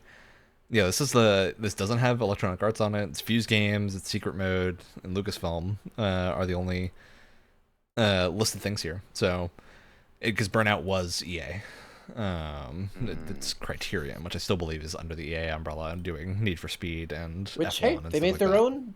They made their own Star Wars game. They made Squadron, and it was fucking really good. Yeah, so that's what it is. Squadron Fuse is Games great. has I'm really a bunch of sad people that Squadron from Burnout. didn't really take off at all. I mean, Squadron, there's something to be said for Squadron just being a game that came out and was really good, and then that's it, right? Like, yeah, I don't know. I've like legitimately only ever been able to matchmake once, so I'm sad that there's not more of a player base. Good. I don't know if, and this is like, I don't know if there's just something up with the matchmaking or if no one is actively playing the multiplayer. But I think it's a niche. Is there a way to set up? Is there a way to set up those matches like offline with bots or something like that? I think so. I'd have to go back and check, but as long as it's still playable. All right. After Galactic Racer, we got shown another trailer for Phantom Blade Zero, which has been in the running for a number of years at the Game Awards. We've seen the trailers. It continues to look really good every time. This one gave us a release date, which is September 9th of this year. So a bit of a ways off, but looks very cool. I'm really interested in this game just because I love these action, like, brawler, hack and slashy, anything that is like a pure action game I tend to be really into. And I'm also just very glad. I like Souls-like games quite a lot. I've played basically every major Souls-like, both from FromSoft and from other developers, and I just am kind of tired of them in a weird way. So I'm excited to see some more stuff. Yeah, I think it's just like, I think there became a thing where we used to get a lot of character action games and stuff like that. Then we got Dark Souls, and then Demon Souls and then Dark Souls, and then Dark Souls got more popular. And then a bunch of other developers started making more Dark Souls games, but those developers had been the developers making the action games. So we just stopped getting character action games for like a solid period, aside from like Platinum and basically Platinum was the only one for a while until Capcom brought back Devil May Cry. And so there's just a huge like lack of these games coming out between the end of the 360 lifespan and then the start of like the PS5, and we're finally getting more of them, and like indie devs are doing third-person action stuff, but they're a hard genre to make for small teams because of the fact that they need such good animation things. Like they're kind of high budget to do. So I'm very excited we're getting more of this stuff back in AAA development, because these games are great when they come out, and I just want to see more variety in that genre, rather than just everyone trying to do their take on Dark Souls. Not to say that many of those takes on Dark Souls are bad, but I think it's just there's a lack of other stuff. So, all right, we got a big thing next that was really hyped up, and it was like hyped up so much that all of us were kind of bizarrely let down that it was Mega Man. Now listen. Let's speak. Listen. I thought you were going a different direction for the game that was letting all of us down. Let's be clear about something. I don't think anyone here has a thing against Mega Man, right? I can't say that I'm a huge fan. I can't say that I'm a huge fan, but I appreciate that Mega Man exists, and I appreciate you know, especially what it did for NES games back in the day. This was a absurd, such an over the top amount of hype for Mega Man. Okay, and to be clear, it's not just that it's Mega Man. It's the thing that got me is that they led with, this is such a big, huge project, and it's like, and then they show it, it's just like 5 seconds of regular, like, this could look identical to Mega Man 11 on the screen. And then they brought in the orchestra and everything. It was so insane. It was so over the top. Very intense for being a I don't even want to say this is a trailer. It's a teaser because the game is coming out in 2027. So they're showing off a 2D Mega Man game. Why do you need that much prep time for a Mega Man game? Yeah, I really like mainline Mega Man. I will probably play this game, but like they were hyping it up like it was, this is way too second early. coming practically. Jesus Christ. The only I was just like, oh, this acceptable is what we're thing would have been like, this is out like cool. tomorrow, right? Like that's the acceptable level Also, of hype for that. They made it sound like it had been decades since the last one, but it really hasn't. Yeah, 11 was on the Switch. Like, it's not that long ago. Which isn't like again, I'm excited for this game, but this is so strange that what we're getting, like, Mega Man games tend to be pretty short. Like, let me see how long to beat for Mega Man 11. Yeah, because they're so goddamn hard. But they're also, like, I don't know, it's just a strange... Yeah, Mega Man 11 is 5 hours long for the main story. Like, it's not that long. And, like, this would make a lot more sense if the last, like, side-scrolling Mega Man game that we had gotten was, like, X2 on the fucking Super Nintendo, right? Like, yeah. I would say that's an absolutely appropriate amount I think there are Mega Man things series that would have gotten this reaction. Like, I think a new Mega Man Battle Network might have gotten a good reaction. A new Mega Man Legends absolutely would have gotten a good reaction because that series hasn't existed for ages. And I think is really fitting for modern stuff. If people here haven't heard of Mega Man Legends, I heavily recommend going to look it up because it's a bizarre game, but I think one that they could do much better now than before, and I think it would be super fun. That was the Mega Man 11 right? was not that long ago. Kind of, but it's also like a little bit of a Zelda game in how it's structured and like yeah, Mega Man Legends is not like particularly great in terms of design, but it's very different than the other Mega Man stuff. And I think that like full 3D Mega Man would have been a really big draw compared to going, here's a teaser for another regular 2D Mega Man. Yeah, it's kind of strange. Like, they don't even have, like, it's not even a new character or something. Like, at least from what they've shown so far, I feel like if they're building up this much hype, they're going to show something a little bit different. Whereas this is just, hey, there's another Mega Man. It's the same, like, vibe to me as the Elder Scrolls 6 reveal way back when. Which, like, I get the Elder Scrolls 6 reveal because there was a period of time where people were like, oh, are they not going to do Elder Scrolls again because Fallout did really well or something? And they were just like, no, it's coming. And so that's why that trailer existed, is just to be like, hey, it is going to get made. Mega Man, I don't know that people were that concerned that it wasn't going to get made. Like, it feels like Mega Man always would have continued. So I don't know what's up, Capcom. That was a lot of hype for 5 seconds. Yeah. I don't know if anyone else has different thoughts on the Mega Man dual override reveal, but feels like that was a little bit... This should have happened this year, right? If it's releasing in 2027, it shouldn't have been into 25 that we get this trailer. Okay. Now, I cannot hype up enough the next game. It's a really big one. And Jeff Keighley was super excited to reveal this. Oh, Christ. Oh, my God. High Guard. To be clear, I'm being a little snarky, but I actually am. I'm very interested in High Guard because it's a bunch of the people from the Apex Legends team. I from the second I saw Mr. Generic, I hated his character design. He is kind of a Mr. Generic character. You know what is interesting about us reacting to this, right? We were kind of like, when we were watching it, we were kind of like, okay, all right, this is fine. The second I log off of that episode, I came across the mountain of people that were so pissed at this game. So mad. Oh yeah, I've seen funny vitriol online. To me, there's a lot of cool things. Stuff that we haven't really seen in a multiplayer game before, or at least not super common. Yeah. I'm just kind of burnt out on PvP. I should say I also hate it because it's an extraction shooter. Is it? I don't think it is, right? Is it not? I don't think I thought that was one of the... I think it's a hero shooter, isn't it? Yeah, it seems more like a hero shooter than an extraction shooter. Yeah. I think there was like an extract thing on a point, but that seemed more like a capture the flag type thing than a extraction shooter. At which point I will be less excited. But it seems more like I don't think it's a. Well, then the reveal wasn't that clear either. Here's the Steam description, which is a little bit clearer. It's a PvP raid shooter where you fight in raid and you go like fight over something called the shield breaker. Raid shooter? And then you break into. So I think what that means is you have like a base. Legends. You have a base, and the other teams have bases. I don't know if it's 1, 2 teams or more because they haven't told us.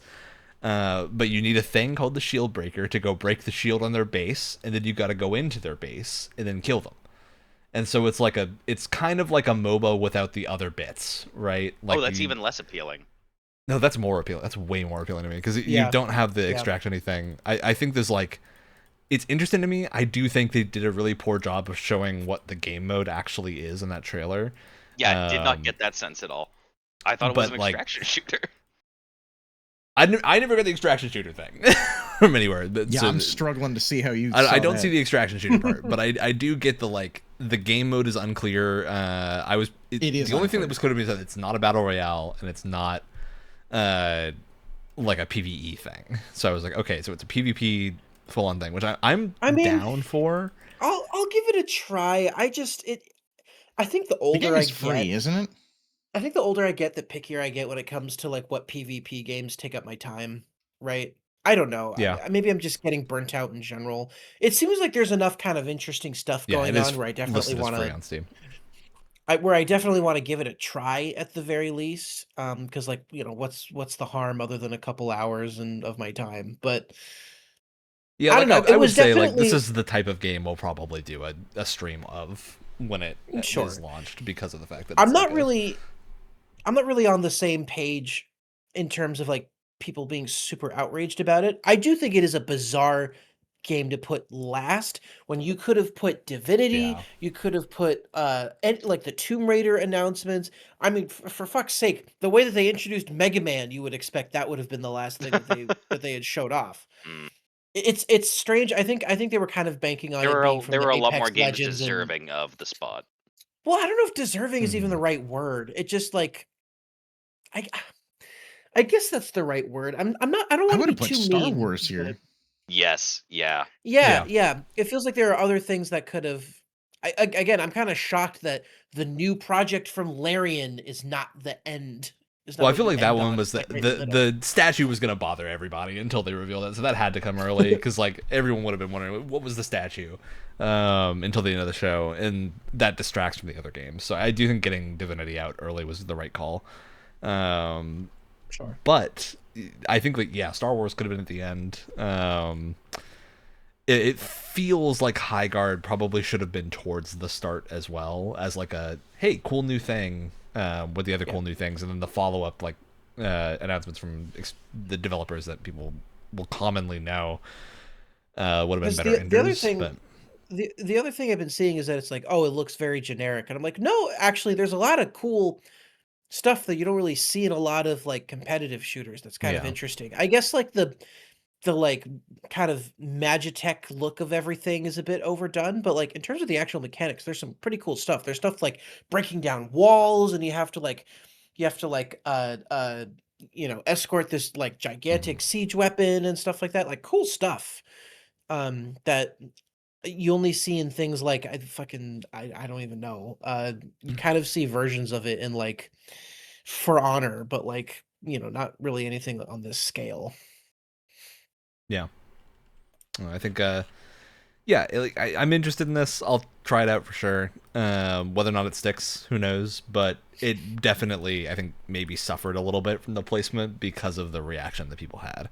And maybe that reaction would have been different if it was like play it now and not play it in a month. I do think play it in a month is still pretty good. Like it's coming out end of January, so we're all gonna get to try this relatively soon. And hey, maybe we'll all be like, this is great and we love it. But who knows? We got a couple weeks left to figure that out. So be interested to try.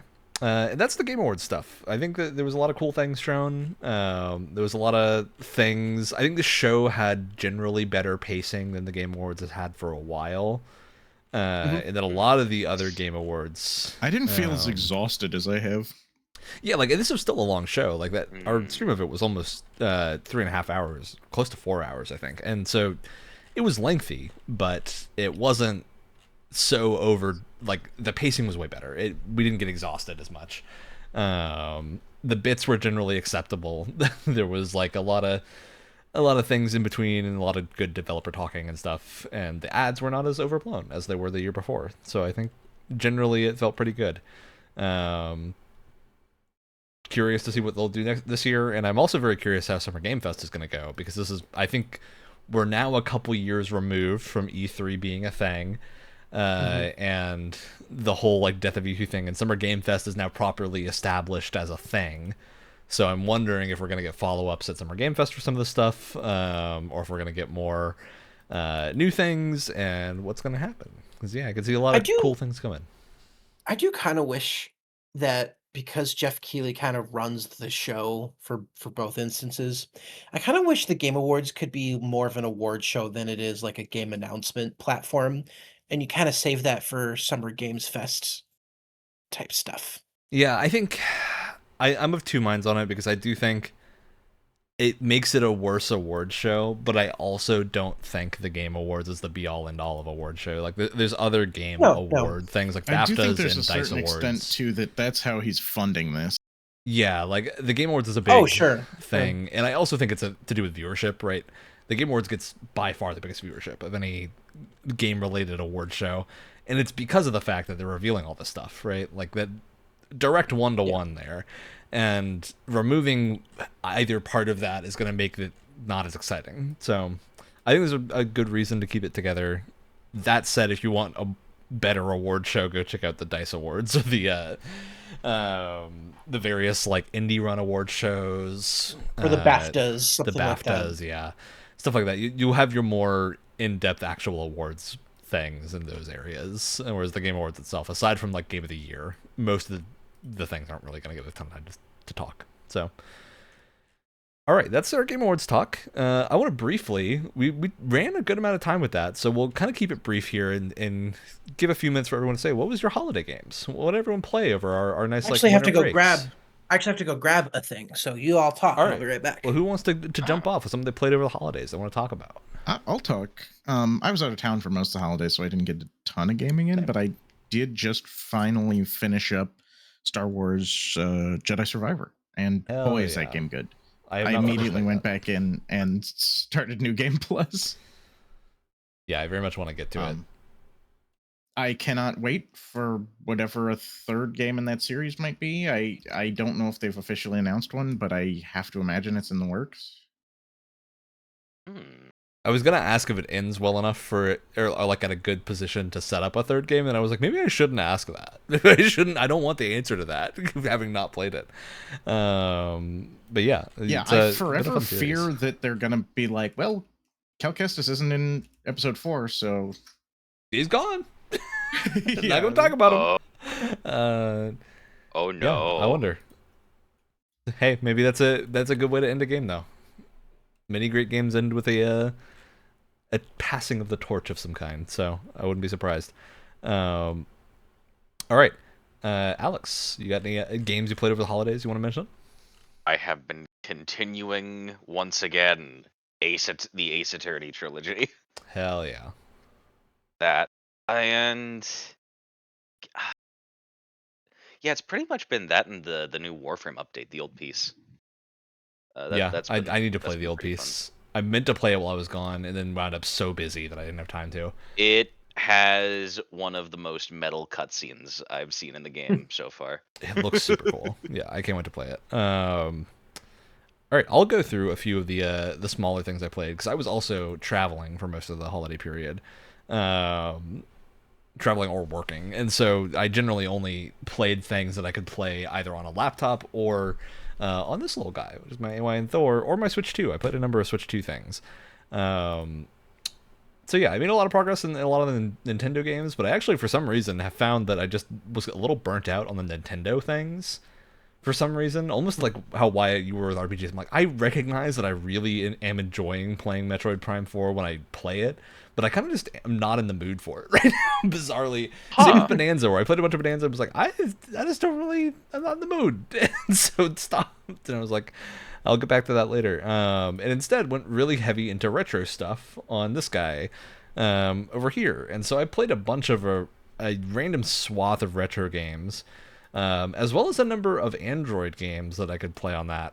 One of which was Where Winds Meet, which I think is notable because it's kind of a big thing from this year. Phenomenal looking game, even on mobile. I haven't played it on PC, but I did play it on mobile, and it was quite fun. I don't know how you would play that without a controller, though. Like, it absolutely needs something that has all the controller elements that, like, one of these portable console things has. But really weirdly produced game. Wuxia stuff is very cool in how it's handled, but there's a lot of little things with that game that are very strange, and that it's like an odd split of single player and multiplayer and like social element stuff that I don't think necessarily combines super well, but they also intentionally allow you to separate it. So I had it like set to not be multiplayer on mine, so I'm just seeing myself, which felt fine. So yeah, that was neat. I think if you want like a Wuxia themed game, there's not a lot of other options to check out, and so that's probably a pretty good one. To Alex's benefit, I played a bunch of Professor Layton, the original Professor Layton. Yeah. And I remember messaging you because one of the first puzzles is about a dog getting run over by a car. Yep. Yeah. I was like, what? Jesus Christ. It's like, the first game was looking for its tone. Who's like, to enter this house, I need you to do a thing, and so I'm going to lay out some matchsticks, and you need to move 2 of them so that this dog looks like it got flattened by a car. And I was like, what? Oh my god. But fun game otherwise. I think it's very cool. Being able to play it in the original like DS format is quite fun. Yeah, how far have you gotten into it? Not very far. I got a little bit past that, and I'm in the actual mansion stuff and trying to find a cat right now. But yeah, it's quite fun. And I played a huge swath of random, just like individual bits of retro games. A bunch of TurboGrafx 16 pinball games called, there was Time Cruise, which is a cool one. There's I think it's Devil Crush is another one. There's Alien Crush, which is a H.R. Geiger themed pinball table. They're like old video pinball tables. The TurboGrafx is an old thing, so they're like 16-bit essentially retro games, but they're very fun. Like a lot of the TurboGrafx stuff is just not a thing that I had ever been familiar with, so being able to play some of that stuff has been really cool. God, you guys remember when the old Microsoft Game Center used to have pinball? Hell yeah. Minesweeper with Space Pinball. That was the thing. Those were and the days. That put me on a big pinball kick. Bizarrely, which put me on the thing that I've actually played the most of over break, which is really wacky. And Wyatt, I think you would also love this. A game called Xenotilt. Oh, that's not where I thought this was going. So Xenotilt, hostile pinball action, is a like space cyberpunk pinball table, essentially. It's like a single pinball table that's stacked into 3 tiers by a solo developer that you like go through a bunch of different modes. Essentially, there is not anything more here than the pinball. Like, this isn't a game that has like a roguelite structure or anything else on top of it. It's a pinball table.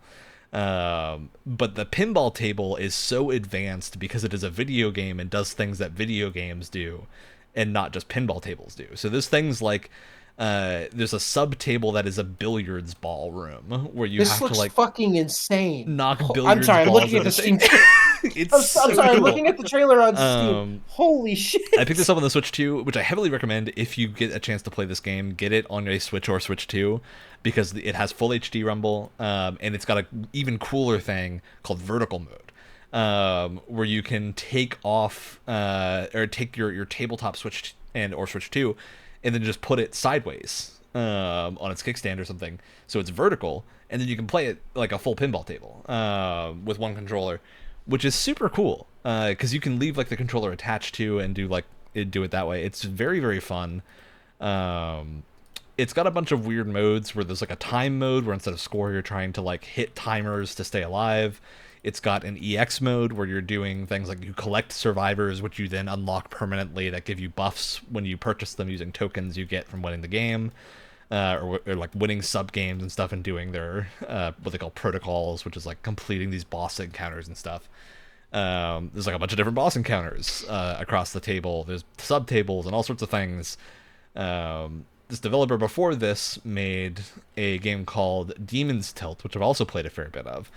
And Demon's Tilt is pretty cool too. I don't think I like Demon's Tilt quite as much because I actually think Demon's Tilt is heavily based on that TurboGrafx pinball game I talked about, which is Devil's Crush, where it's almost a 1-to-1 of Devil's Crush in a more modern format.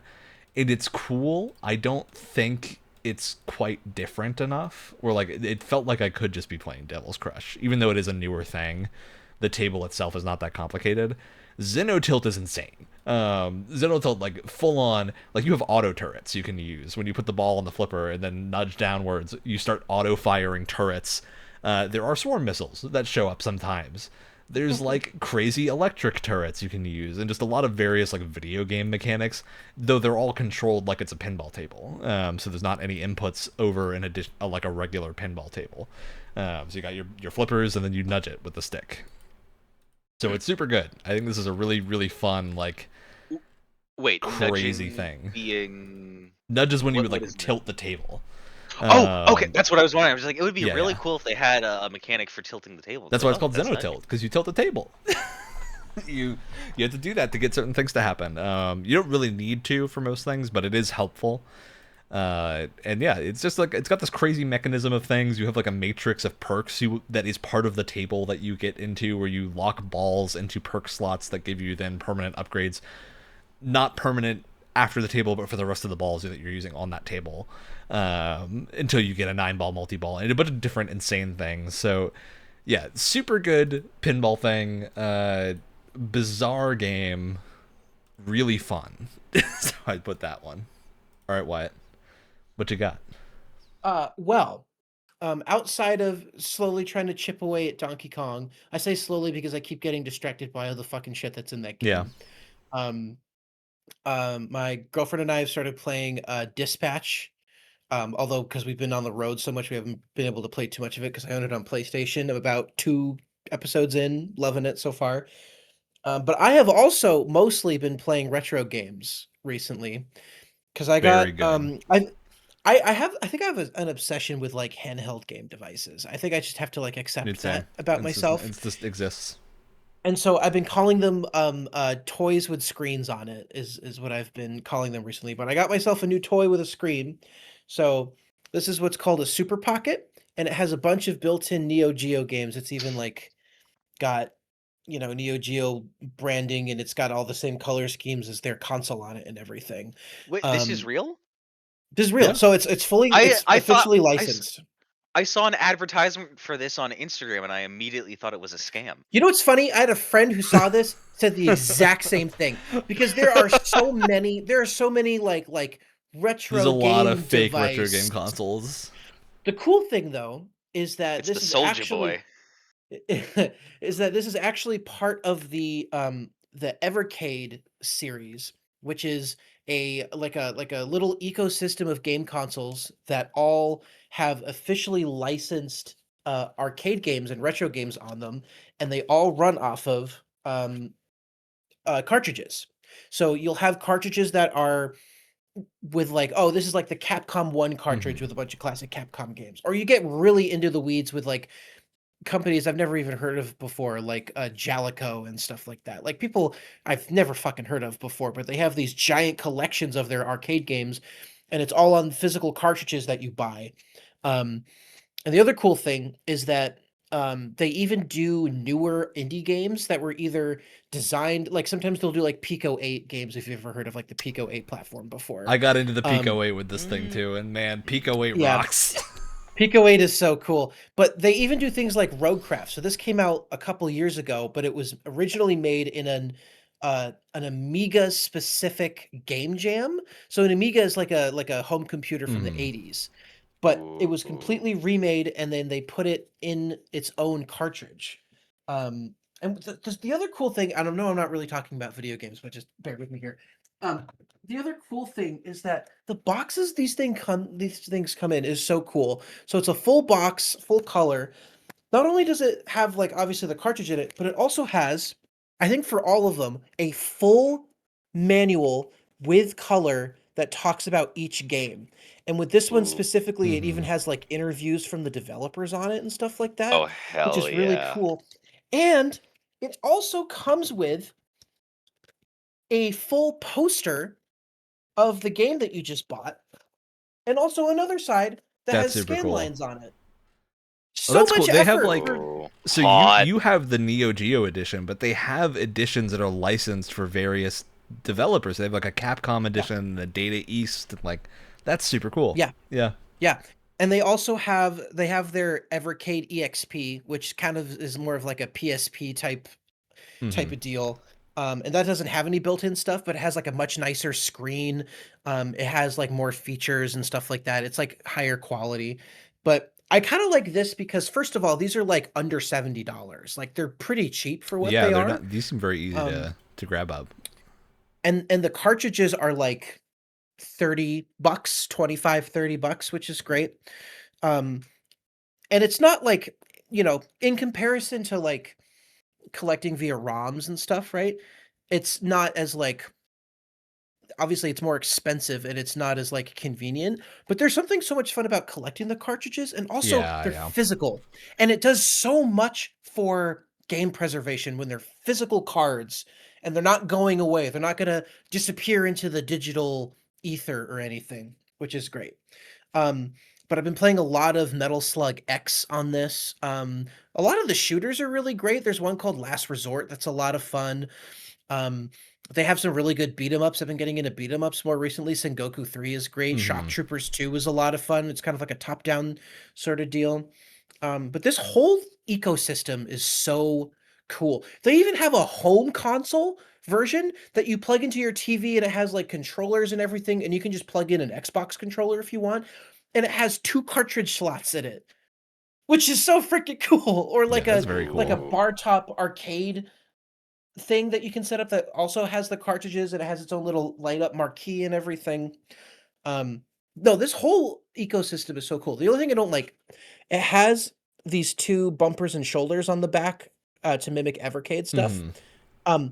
They're terrible. The placement of them is so the vertical ones are always bad. No. Like you're basically like, with these 2 buttons, the bumpers, you're like hitting it with like the middle part of your finger, and then the triggers are a little bit easier, but like ergonomically it's kind of a fucking nightmare. I way prefer. That's the only problem. It's the main reason I like the horizontal handhelds generally better, is they have room for like triggers or something.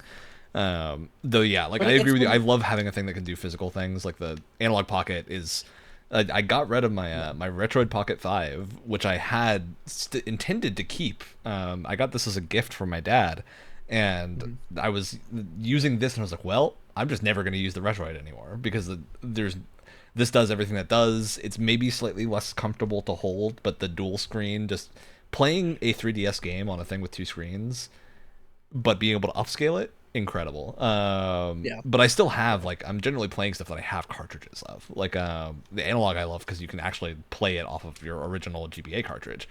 Even cooler things, too, that, like, this thing can do now is there's ways to like dump your save from your actual cartridge, because GBA games and a lot of the Game Boy games and that era of stuff had batteries in the cartridges that would eventually die, and that was what allowed you to save things in the cartridges, or save your game, is they would save to the cartridge and not to your console. But that means they die because they're not replaceable generally without some knowledge of how to open them up. And if you replace them, you generally clear the cache, and so they don't have your save anymore. But with this, you can just put it in here and then pull your save off of it, and then functionally it doesn't matter if your battery dies, because you're now using it as a save state essentially, which is really cool and a very fun thing to do. But yeah, the Evercade system also seems super cool. It's such a cool platform to collect for, and I love the feeling that I'm collecting Game Boy games again. You know, yeah. It's just so much fun. Because that's the biggest problem with like the analog is like I love being able to use an original Game Boy cart, like the carts that I have still from that time. Mm-hmm. Problem is I'm not really getting new carts because they're incredibly expensive. Like getting any original Game Boy game is, if it's a popular game, prohibitively expensive. And so having a system that is making new carts like the Evercade, where you get your like Evercade carts, which are their own thing and are being produced actively, is a lot easier. The only problem I will say, and I learned this recently, is that they can't always keep the licenses for everything. Yeah. So for instance, like they have a Namco one that they had when they first started doing this whole platform that I really wanted, because it has like Pac-Man and Galaxian on it and stuff like that, and a lot of really good ones. Problem is they don't have the license for it anymore. So getting like a Namco Evercade cartridge is like $200 now because they're not in print, which is a shame. Yeah, that's where like your emulators and digital stuff is the savior of things. Is you don't necessarily need to have owned the cartridge, even though I would highly recommend you do. You can access stuff that is not there. Although one of the coolest things, so this is back to what I've been doing on this guy, is being able to play games that never released in your language or something is very cool. So there's a bunch of like games when I was sorting through what I wanted to load onto this from my own stuff and from like ROM hacks and other things. Like I have a bunch of Pokemon ROM hacks on here that I can now load up and play ROM hacks of the 3DS games on a dual screen system without having to mess with my actual 3DS and risk breaking it or something. With a setup, I now can do those like wacky things on here and play a bunch of cool ROM hacks. There's lots of translated games that have translation patches that you just could never have applied to a thing because you need a version of a game that doesn't exist. Well, there's a ton of Super Nintendo games and stuff and beyond that got translations from like Japanese games, especially get a lot of translated versions. So being able to play all that stuff on here is very, very cool. And discovering some new things. So there's a game series called Concept, which I don't know if anyone else has heard of. This is not a like translated game. This is just a regular series, although there are more that were untranslated. So they're basically, what if you took a JRPG and the combat system was Monopoly? Oh no! Monopoly mixed with Magic the Gathering, and it's truly insane. I highly recommend looking up Concept Revolt gameplay footage because they're absolutely insane games, and they have all the problems that Monopoly has. Like it's relying on a system of a very intentionally badly designed game. Monopoly is meant to be pretty decently luck with some strategy, but most of it's luck. And Concept is kind of the same way in a really funny way, and it's super funky to actually play it because it's a very fun thing. But like a match of Concept is like 20 minutes of like one story beat of doing a thing, and it's a full JRPG with character deaths. It loaded into a character got obliviated into nothing by playing Monopoly, which I was not expecting. I didn't know anything going into these games aside from it was a heavily recommended thing that I'd never gotten the chance to play. And then going into them and playing a bunch of it, I was like, this is actually both crazy cool and really bizarre. So yeah, these cool like retro handhelds I think are a very good ecosystem. Ryan, we gotta do a multi-part like video game handheld show and tell. Yeah, we're gonna have to. Dude, I would nerd out so hard. But yeah, I had my Retroid, and then my Retroid I retrofitted to give to my dad so he can play his old favorites on it, and he's been enjoying it quite a lot. So yeah, getting these old consoles, and I think there is a thing to be said of like, it's very easy with portable handhelds and stuff to get into the idea that hey, it'd be cool to have a new thing, and then you suddenly own 4 or 5 different handhelds for no reason. So I do like that. Like the Thor is a very specific thing of this plays like 3DS, right? Like this is a DS and 3DS emulator that has the capability to play it like you would play the original games. And I even picked up a little stylus for it that I can use to play them like I would play a DS game. exactly. So I can actually play all the stuff that is classic DS stuff that was very hard to play on anything else, and even on like using official hardware, like a 3DS can play DS games, but it doesn't work quite as well because the screen doesn't match. So you end up with these problems of like the scaling looks really bad because it's a low resolution screen scaling to another low resolution screen. Whereas on this, you can like set it to be integer scaled, so the things line up in a way that looks much better. And then this is also just built to spec for 3DS at like a 4 or 2 or 3 times of scale. So it is just the right resolution to do 3DS stuff basically exactly, which is really cool. So yeah, lots of fun stuff with that. That was most of my holiday was playing on that thing, with one big exception, which is Factorio got a Switch 2 update. And Factorio is a game that, despite having played hundreds of hours of Satisfactory and other factory sims, I've never actually gotten into Factorio, aside from a very small stint of playing it when it first came out. The Switch 2 version of Factorio got me fully into it, and it's been a problem. I now have a sprawling factory with many things set up, and what a well-designed game. Factorio is genius game design, but also the Switch 2 version is very, very well functioning. And yeah, if you want to check out Factorio, Switch 2 version, highly recommended. The mouse mode helps quite a lot in being able to do a lot of stuff in that game, although it is very playable without the mouse mode. All right, anyone else got holiday things they want to talk about? Holiday games they played? I can quickly go over. I've been playing the new Splitgate 2 update. I guess it's just called Splitgate Arena Reloaded now. They definitely got the message that people were like, "What the fuck is this? This isn't Splitgate." But now it's just straight up arena multiplayer. They got rid of all the weird factions and hero abilities and all that nonsense. They even got rid of the battle royale, but I think they're bringing it back. So great job. Did they make shooters great again? So I had a whole discussion about this with Brett. As far as I know, the guy who did that stupid joke, he isn't like MAGA or anything. It was just like a horribly timed joke. So I'm just like, whatever, I don't care. But it's actually really fun now. It's really, really well made. Good. They added a bunch of absolutely wild new maps. They went back to all the maps that they had and added more of like the actual portal walls everywhere. So it feels like it's a lot more like part of the game design than it was originally. You still have some awkward things where like there's still kind of like a creative, like a custom class thing that you can make. And they have a lot of weapons now because they would have 3 DMRs for all the different factions.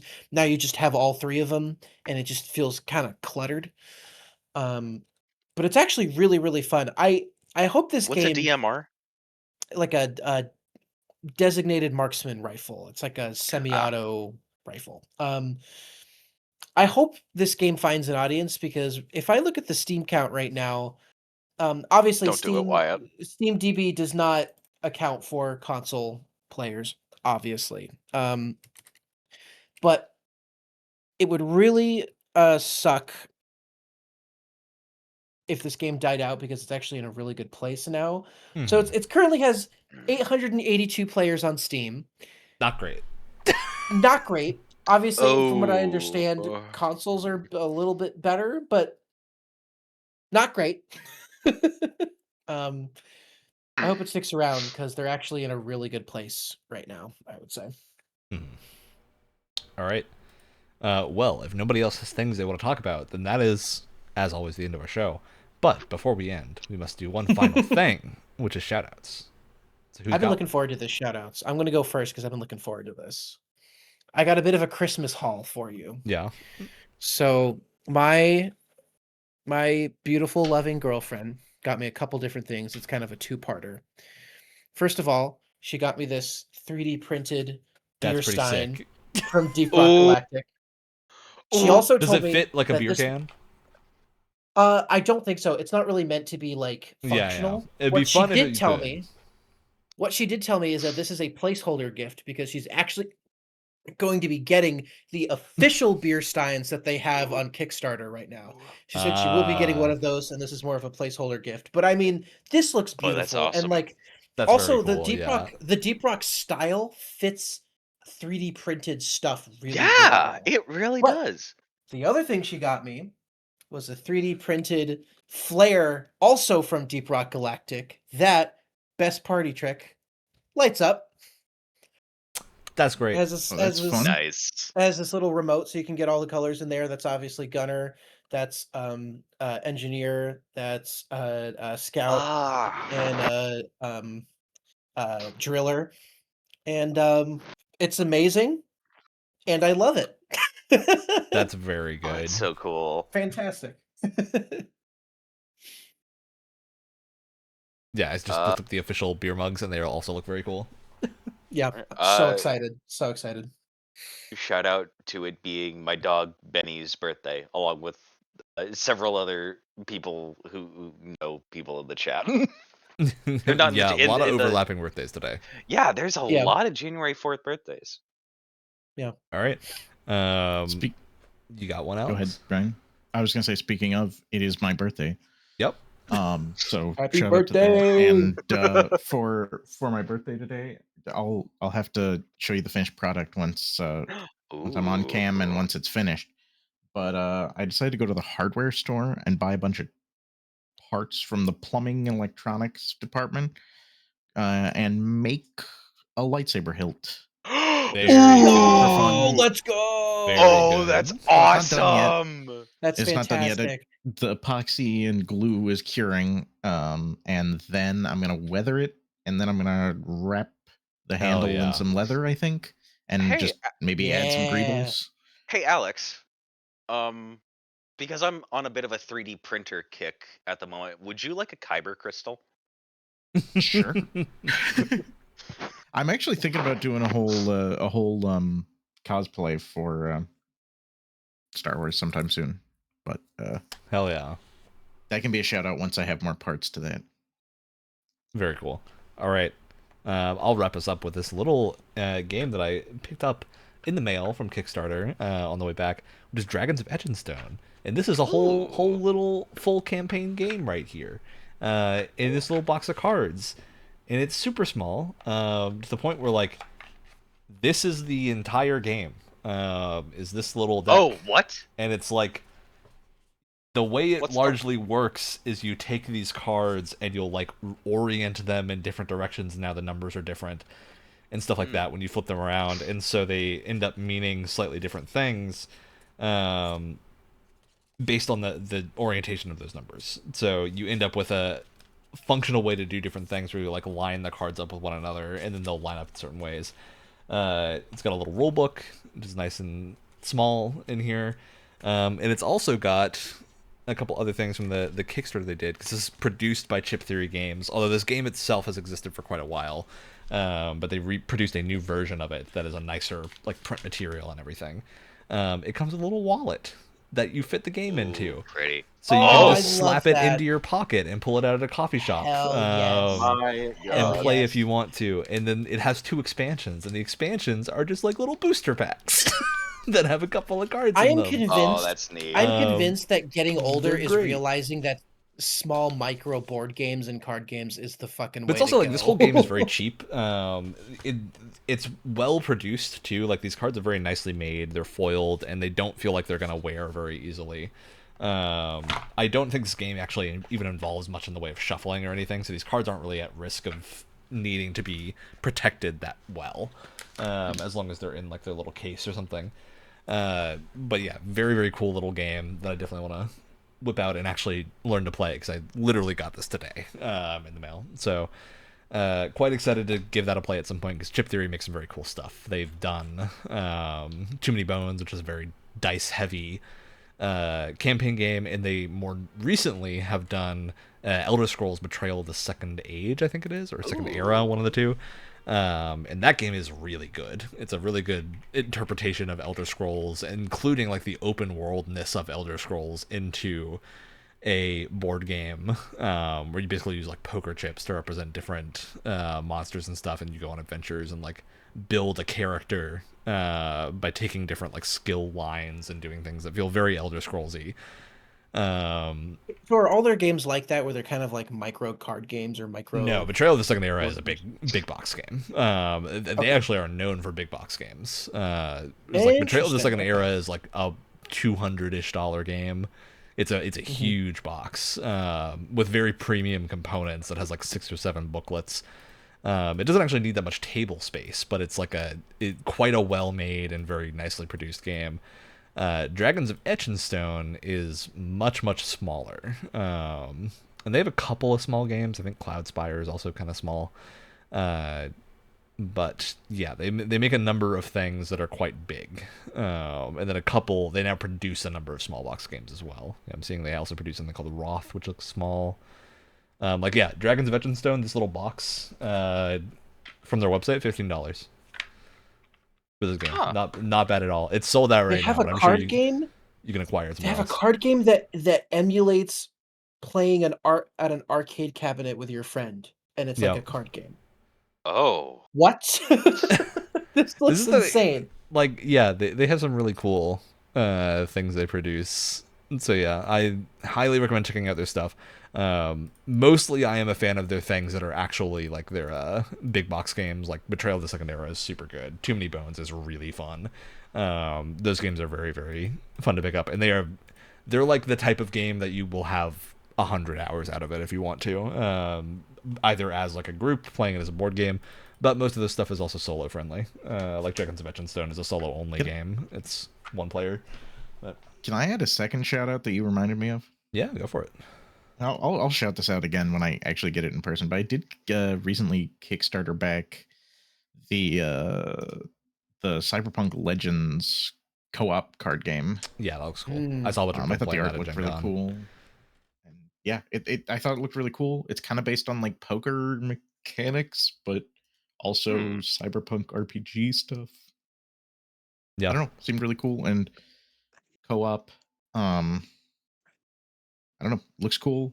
I'm very curious to try it out once it arrives. Yeah, love me some good board games. All right, well, that is the end of our show. Next week, we've got some fun stuff for you. We'll figure out what that is after this. We've got a packed January of things for the most part. So look forward to a number of things, including our awards show for last year, as well as the wrap of our Fantasy League and the start of a new one moving into this year. Hopefully it'll go a little better for me than this time. Oh my god. I'm probably going to have nightmares for the rest of my life about this year's Fantasy League. That depends on what the punishment for you this year will be, Wyatt.